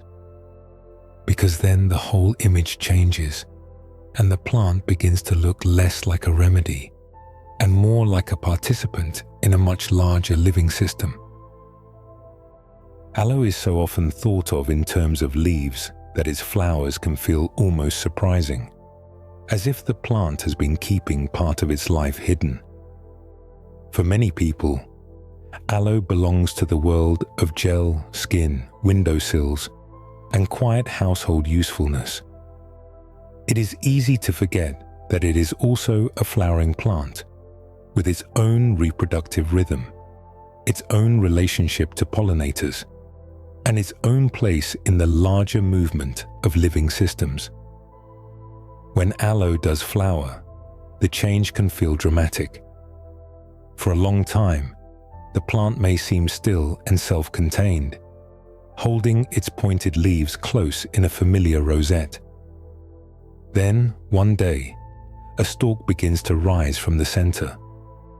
At first, it may look like a new kind of leaf, thicker and straighter than the rest. But slowly, it lifts higher, separating itself from the body of the plant, and what once felt low and compact begins to stretch upward into something more vertical and expressive. Many aloe species send up tall flowering stalks when conditions are right. On these stalks, clusters of flowers begin to form, often in tubular shapes that hang or stand in dense groups. Their colors can vary. Some bloom in shades of orange, red, yellow, or coral. Others lean toward softer tones. Seen from a distance, the flower stalk can make the plant look almost transformed. The aloe that once seemed quiet and reserved suddenly appears vivid, reaching, and much more openly involved with the world around it. Those flowers are not only beautiful, they are functional. Their shape often reflects the needs of pollinators. Tubular blossoms are especially well suited to creatures that feed by reaching into flowers for nectar. In some regions, birds take on that role. In others, insects do. The exact pollinators vary by species and by place, but the principle remains the same. The flower is not an ornament added for human pleasure. It is part of a living exchange. The plant offers nectar and structure, and the pollinator carries pollen onward. In that moment, the aloe becomes more than a survivor storing water in silence. It becomes part of movement, timing, attraction, and reproduction. This matters because flowering changes how the plant is perceived. A household aloe can seem almost like an object, a useful green form holding itself in one place. But once it flowers, that illusion begins to fall away. The plant is no longer just something to be kept. It is something trying to continue its life. It is responding to season, light, maturity, and internal readiness. It is participating in a much older biological pattern than indoor life sometimes allows us to notice. Flowering depends on several conditions. The plant usually needs to be mature enough, which often means older and well established. It also needs enough light, and in many cases, a sense of environmental stability. A stressed aloe is less likely to bloom. A plant that is too young, too dimly placed, or constantly disturbed may remain all leaves for years. But when its needs are met well enough, the plant may eventually redirect some of its energy away from storage alone and toward reproduction. There is something meaningful in that shift. For much of its life, aloe is known for holding on, for storing, conserving, surviving. Flowering reveals the other side of life, not merely endurance, but continuation. The plant is no longer only protecting what it has. It is reaching toward what comes next. Even if a household aloe never flowers, that capacity remains inside it, waiting as part of its deeper design. And in outdoor landscapes where larger aloe species bloom more regularly, this side of aloe becomes easier to appreciate. Whole stands of flowering aloe can draw birds and insects into dry spaces that might otherwise seem still. The tall stalks rise above the leaf rosettes like signals, turning a low water-storing plant into something briefly vertical and radiant. The same plant that seemed almost silent in structure suddenly participates in color, attention, and exchange. Once aloe is seen in that light, it becomes harder to reduce it to a household remedy. The leaf is only one part of the organism. The gel is only one part of the story. Flowering reminds us that aloe is not just stored comfort, but a living thing shaped by age, season, and ecological relationship. Once aloe is seen as a full living system, storing water, protecting tissue, flowering, reproducing, and defending itself chemically, the leaf starts to seem less like a product and more like a small biological laboratory. Plants cannot move away from danger, so they solve many problems with chemistry. Aloe is no exception. What looks, from the outside, like a quiet cluster of thick green leaves is also a collection of chemical decisions made by evolution over a very long time. The plant cannot run from heat. It cannot pull itself out of dry soil. It cannot fight off every animal or microbe with motion. So instead, it stores, protects, discourages, and repairs through substances hidden inside its tissues. This is part of what makes aloe so interesting. Its chemistry is not all of one kind. Inside the leaf, the clear inner gel is rich in water and contains compounds that help give it body, smoothness, and that familiar slippery feel. These gel compounds are part of how the plant stores moisture and keeps that moisture usable within the leaf. The gel is not just plain water sitting in a hollow chamber. It is water held within living tissue shaped by sugars, fibers, and other plant substances that help stabilize the whole structure. That chemistry is part of why aloe feels soft and soothing when it is spread across the skin. The sensation begins in texture, but texture itself is chemistry made touchable. Then there is the yellow bitter latex beneath the rind, and here the leaf changes character. This layer contains a different set of compounds, ones that are more defensive in nature. Bitterness is often a signal in the plant world. It discourages eating, it warns, it pushes back. In aloe, that bitterness is not an accident. It is part of the plant's survival strategy. A leaf that stores precious water may also need to make itself less inviting to anything tempted to break it open. So even within one leaf, aloe is solving more than one problem at once. One part stores and softens. Another part protects and discourages. That kind of contrast is common in plants.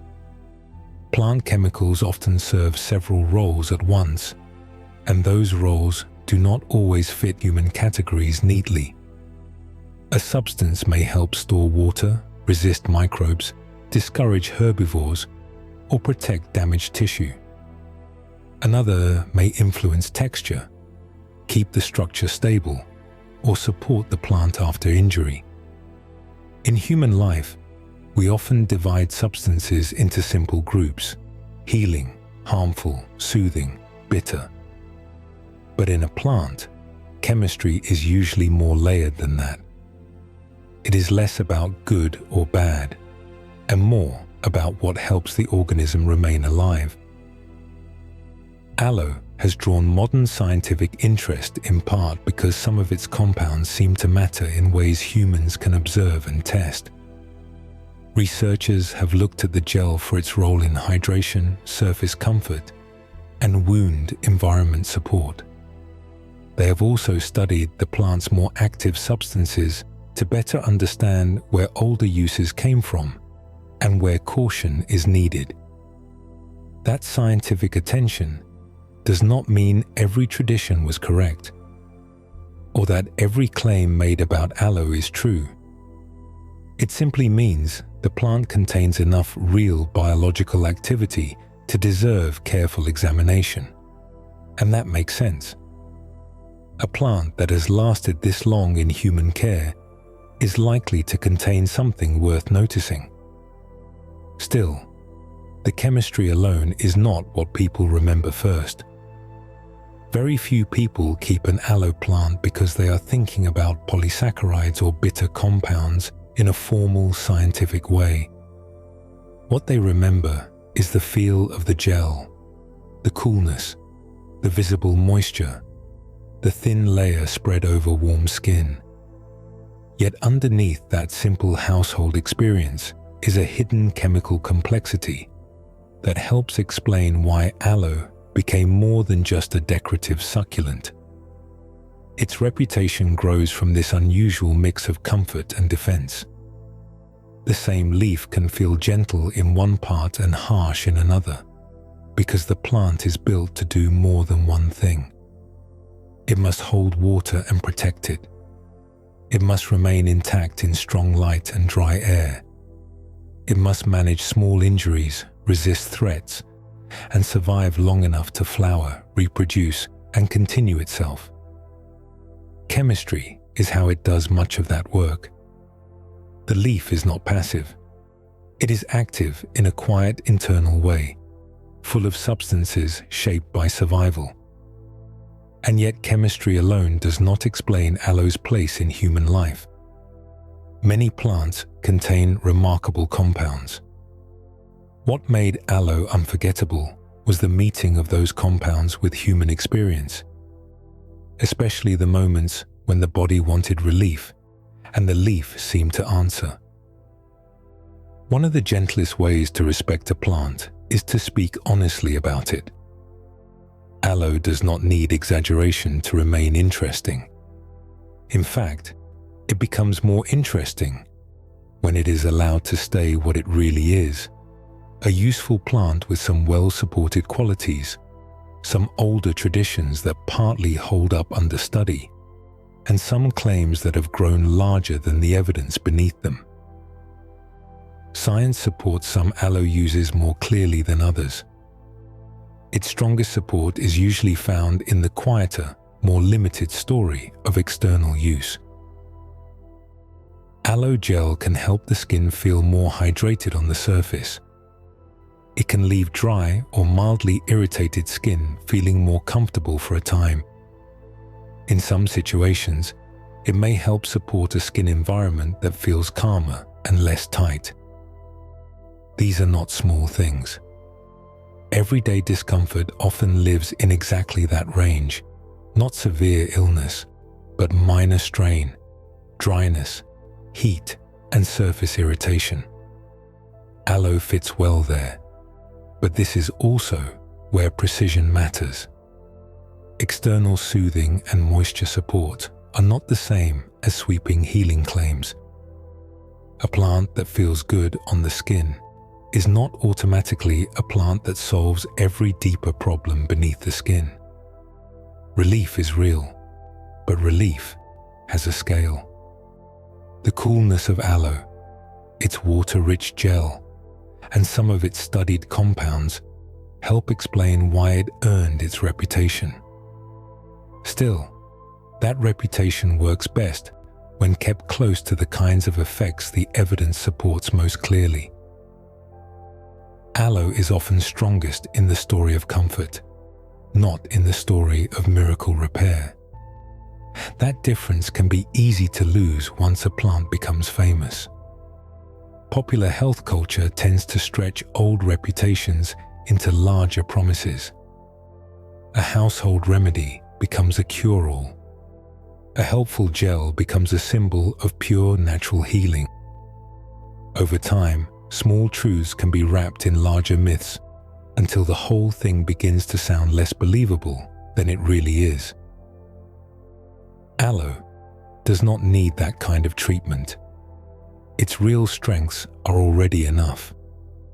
A plant that stores water so effectively, feels so distinct on the skin, and has remained in human use for centuries is already remarkable. It does not need to be turned into an answer for everything. Internal use is more complicated, and this is where caution becomes especially important. The inside of the leaf is not all one substance, and the distinction between the clear inner gel and the bitter yellow latex matters a great deal. Historically, aloe latex was used for strong digestive effects, especially as a laxative. But strength is not always a sign of safety. Internal use of aloe has raised more concerns, especially when products are poorly prepared, overly concentrated, or used too casually. This is one reason science asks for more care here. The plant's internal uses are not as simple or as reassuring as the familiar story of cool gel on warm skin. That does not make aloe untrustworthy. It makes it real. Many of the best-known plants are like this. They offer genuine value, but only when used with clarity. Once a plant is flattened into a simple image, healing, pure, natural, universally safe, it becomes easier to misuse and harder to understand. Aloe resists that flattening if we let it. It is soothing in one layer, bitter in another, helpful in some ways, limited in others. That complexity is not a flaw in the plant. It is part of what makes the plant honest. Science, at its best, does not strip wonder away from a plant like aloe. It simply refines the picture.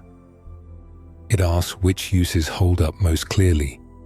It reminds us that the body is layered, that skin comfort is not the same as deep repair, and that internal use should not be treated casually just because a plant feels familiar. These are not cold corrections. They are forms of respect. And perhaps the truth that remains is quieter than the myth, but also more durable. Aloe does not need to promise more than it can give. It only needs to remain what it already is. A resilient plant with visible usefulness, a long cultural history, and a few genuine forms of support that people have noticed for a very long time. That quieter truth may be part of aloe's appeal. It reminds us that humans do not only trust plants because of evidence alone. We also trust what feels visible, immediate, and familiar. And aloe, perhaps more than most plants, has always felt easy to believe in. Trust does not begin in the laboratory for most people. It begins with texture, memory, family habit, repeated use, and the quiet feeling that a thing has helped before. Long before a person reads a study, they may already have a story about a plant. They may remember a parent cutting a leaf open in summer. They may remember the coolness on warm skin. They may remember seeing the same plant near the same bright window year after year. By the time science enters the picture, trust may already be there. Aloe is a very good example of this. Part of its power comes from sensory experience. People tend to trust remedies more easily when the body can feel something happen. A cool cloth on a warm forehead feels different right away. Water on dry lips feels different right away. Aloe works in that same register. The gel is cool, it is smooth, it spreads easily, it leaves moisture behind. The body notices that immediately, and immediate sensations often become the first building blocks of belief. This does not mean the belief is false. It means the belief begins in the most human way possible. Cooling and moisture create a strong impression of relief because they answer the body in a language the body already understands. Heat meets coolness. Dryness meets moisture. Tightness meets softness. Even before a person explains what is happening, they may already feel that something has changed. That change is small, but small changes are powerful in memory. The body remembers contrast. It remembers the moment discomfort shifted into something more manageable. Repetition deepens that memory. A single experience may be forgotten, but repeated experiences gather weight. If aloe is used several times across months or years, if it appears after the same kinds of minor discomfort, if the same cool layer seems to bring the same kind of comfort, then trust begins to settle in. Not as an argument, but as a habit of expectation. This is how many household remedies become household truths.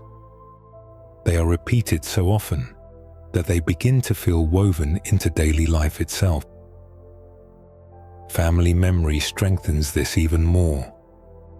Many people first encounter useful plants through informal teaching rather than formal instruction.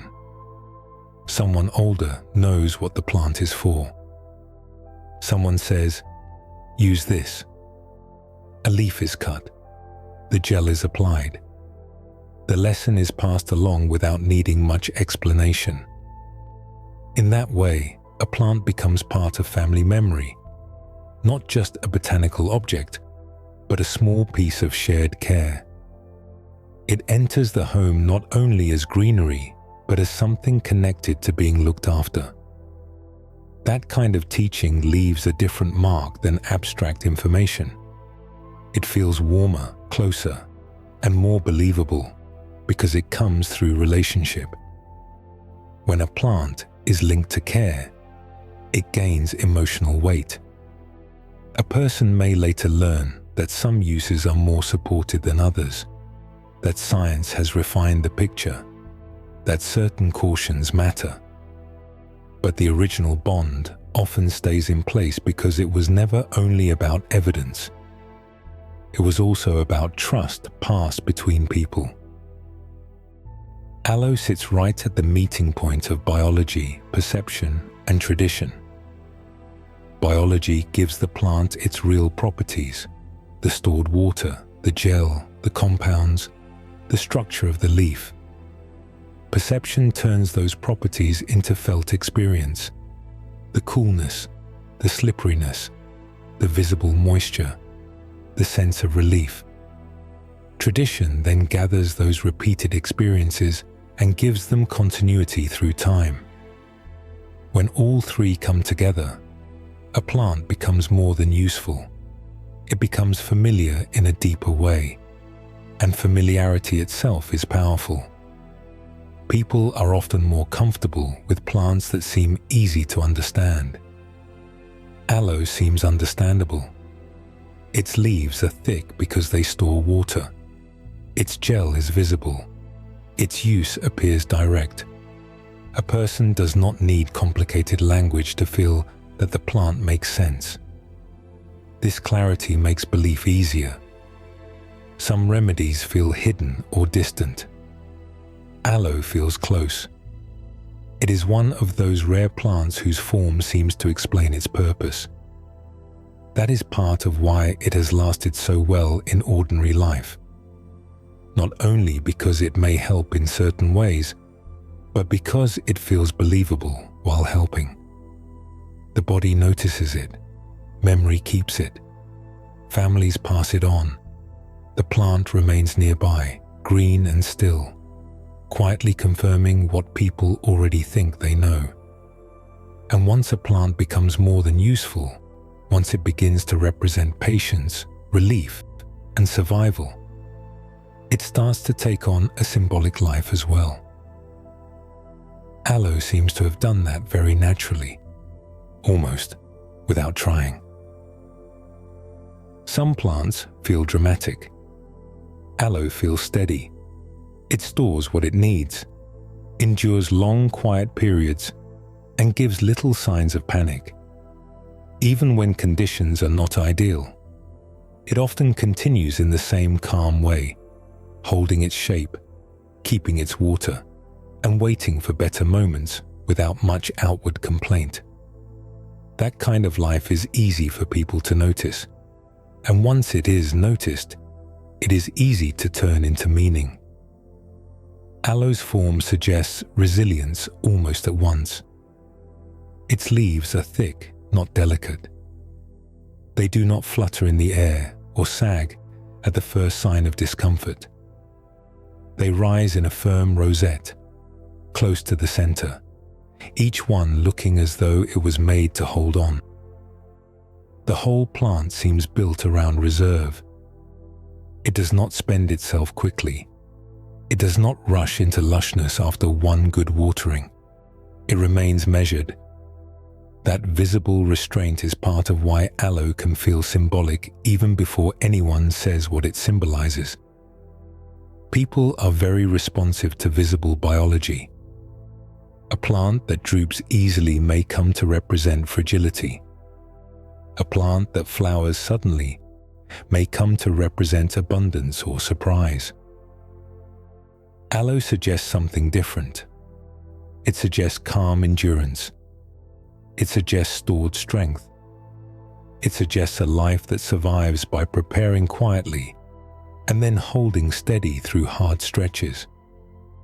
Those are qualities people admire, not only in plants, but in themselves and in one another. Its slow rhythm deepens that impression. Aloe does not usually change quickly enough to draw constant attention to itself. It grows but gradually. It thickens but slowly. A new leaf appears when it is ready. The plant feels patient because its life unfolds in a patient way. In a fast and noisy world, that can make aloe seem unusually peaceful. It does not ask the room to revolve around it. It simply continues, as though it has accepted from the start that time is part of survival. That kind of rhythm encourages projection. People often place emotional meaning onto hardy, useful plants because the plant seems to be living out qualities they value. A person may look at aloe and see more than a succulent. They may see recovery after stress. They may see preparedness. They may see the ability to endure dry periods without losing all inner reserve. None of that is literally what the plant is trying to say, but symbolism rarely depends on intention. It grows from resemblance, and aloe resembles patience very well. Over time, this has helped aloe become more than just a household remedy. It has become a symbol of healing, recovery, and dependable care. Part of that comes from its long history, beside human bodies, cut open after too much sun, kept near at hand, remembered as something cooling and useful. But part of it comes from the plant's visible character. Aloe does not look frantic. It does not look wasteful. It does not look temporary. It looks prepared. That is a powerful thing for people to keep near them. A plant that appears to hold what it needs can become quietly reassuring in a room. It does not only brighten the windowsill, it changes the feeling of the space around it. It suggests that survival can be calm. It suggests that care can be practical. It suggests that strength does not always need to be loud or dramatic to be real. For many people, that kind of symbolism feels comforting, even if they never put it into words. And the symbolism is not separate from the biology. It grows directly out of what the plant actually does. Aloe stores water. It tolerates pores. It survives with restraint. It remains useful without being demanding. Human meaning is often strongest when it comes from something visible and true.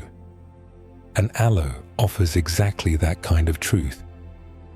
Its symbolic life is not forced onto it from nowhere. It rises naturally from the way the plant moves through the world. That is why aloe can feel quietly wise without seeming mystical.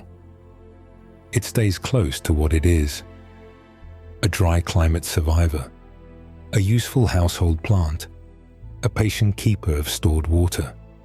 And yet those simple facts are enough to let it stand for something more. By this point, aloe no longer feels like just a leaf full of gel. It feels like a long conversation between human need and plant design, one that began in old dry landscapes and still continues now in homes, gardens, and small daily acts of care.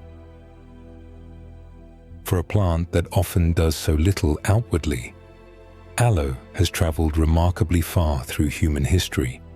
It has stood in heat, crossed cultures, entered healing traditions, and settled into quiet domestic corners with almost no loss of meaning.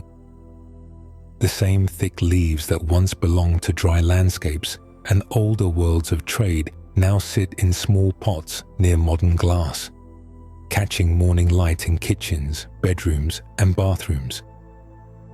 Very few plants have made that journey so completely, while still feeling so much like themselves. Part of the reason is simple. Aloe's biology shaped its usefulness from the beginning. It stores water in a way people can see. It protects that water with a firm outer skin. It holds a clear gel that feels cool and distinct the moment it touches the body. Even without scientific language, these qualities were enough to invite attention. A person could cut the leaf and understand that something unusual was inside. That visibility mattered. Aloe did not hide its nature. It offered its most memorable features in a form people could touch, observe, and remember. And once a plant becomes useful, usefulness begins to shape its path through culture. Aloe moved because people kept reasons to move it. It was grown, traded, dried, described, preserved, passed from healer to household, and carried from one climate to another, where it could live again. It entered older medical traditions because repeated use gave it a place there. It entered family knowledge because repeated use made it familiar. Over time, its history became less about one origin and more about return. Different people in different places kept arriving at the same conclusion. This plant is worth keeping close. That is a powerful kind of continuity. Aloe connects ancient healing traditions with modern household habits in a way that feels almost seamless. Many old medicinal plants now belong mostly to books, specialist gardens, or the fading edges of inherited knowledge. Aloe did something different. It remained active in ordinary life. It never became only historical. It stayed practical. A person in the ancient world might have valued the leaf for its visible qualities, and a person today may do much the same, even if the setting has changed from a dry courtyard to a bright apartment window. That continuity gives aloe a rare kind of presence. It feels old without feeling outdated. Part of what keeps it compelling is that it remains both ordinary and unusual at once. Ordinary because so many people know its name, have seen it, or have touched its gel. Unusual because very few common houseplants contain such a distinct hidden interior, such a clear split between softness and defense, or such a visible connection between survival and usefulness. Aloe is familiar enough to be overlooked and strange enough to reward closer attention. That combination is part of its lasting appeal. Its story is also one of endurance. Not dramatic endurance, not the kind that announces itself loudly, but the quieter kind that stores, waits, and remains. Aloe survives through adaptation rather than force. It tolerates neglect. It holds what it needs. It carries reserve inside itself. Those same qualities made it meaningful to people living in difficult climates, and they still make it meaningful now. A plant that knows how to endure dry stretches will always feel understandable to human beings, because human life also passes through its own dry stretches, its own long pauses, its own need for patience. Perhaps that is why aloe never feels like just a product, even when it appears in bottles and labels. Somewhere behind every packaged image of aloe is the older fact of the leaf itself. A living structure storing water against the heat. A patient green form shaped by hard places. A plant that did not become important by dazzling people, but by quietly proving itself again and again. And that may be the deepest part of its friendship with human life. Aloe did not need to become extraordinary in a mythical way.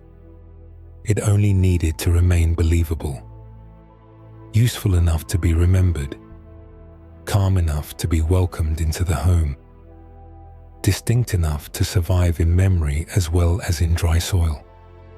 And perhaps that is why aloe has lasted so well in human life. Not because it promised everything, but because it offered something simple and believable. A cool leaf, stored water, a patient design shaped by hard places. And for thousands of years, that has been enough for people to keep it close.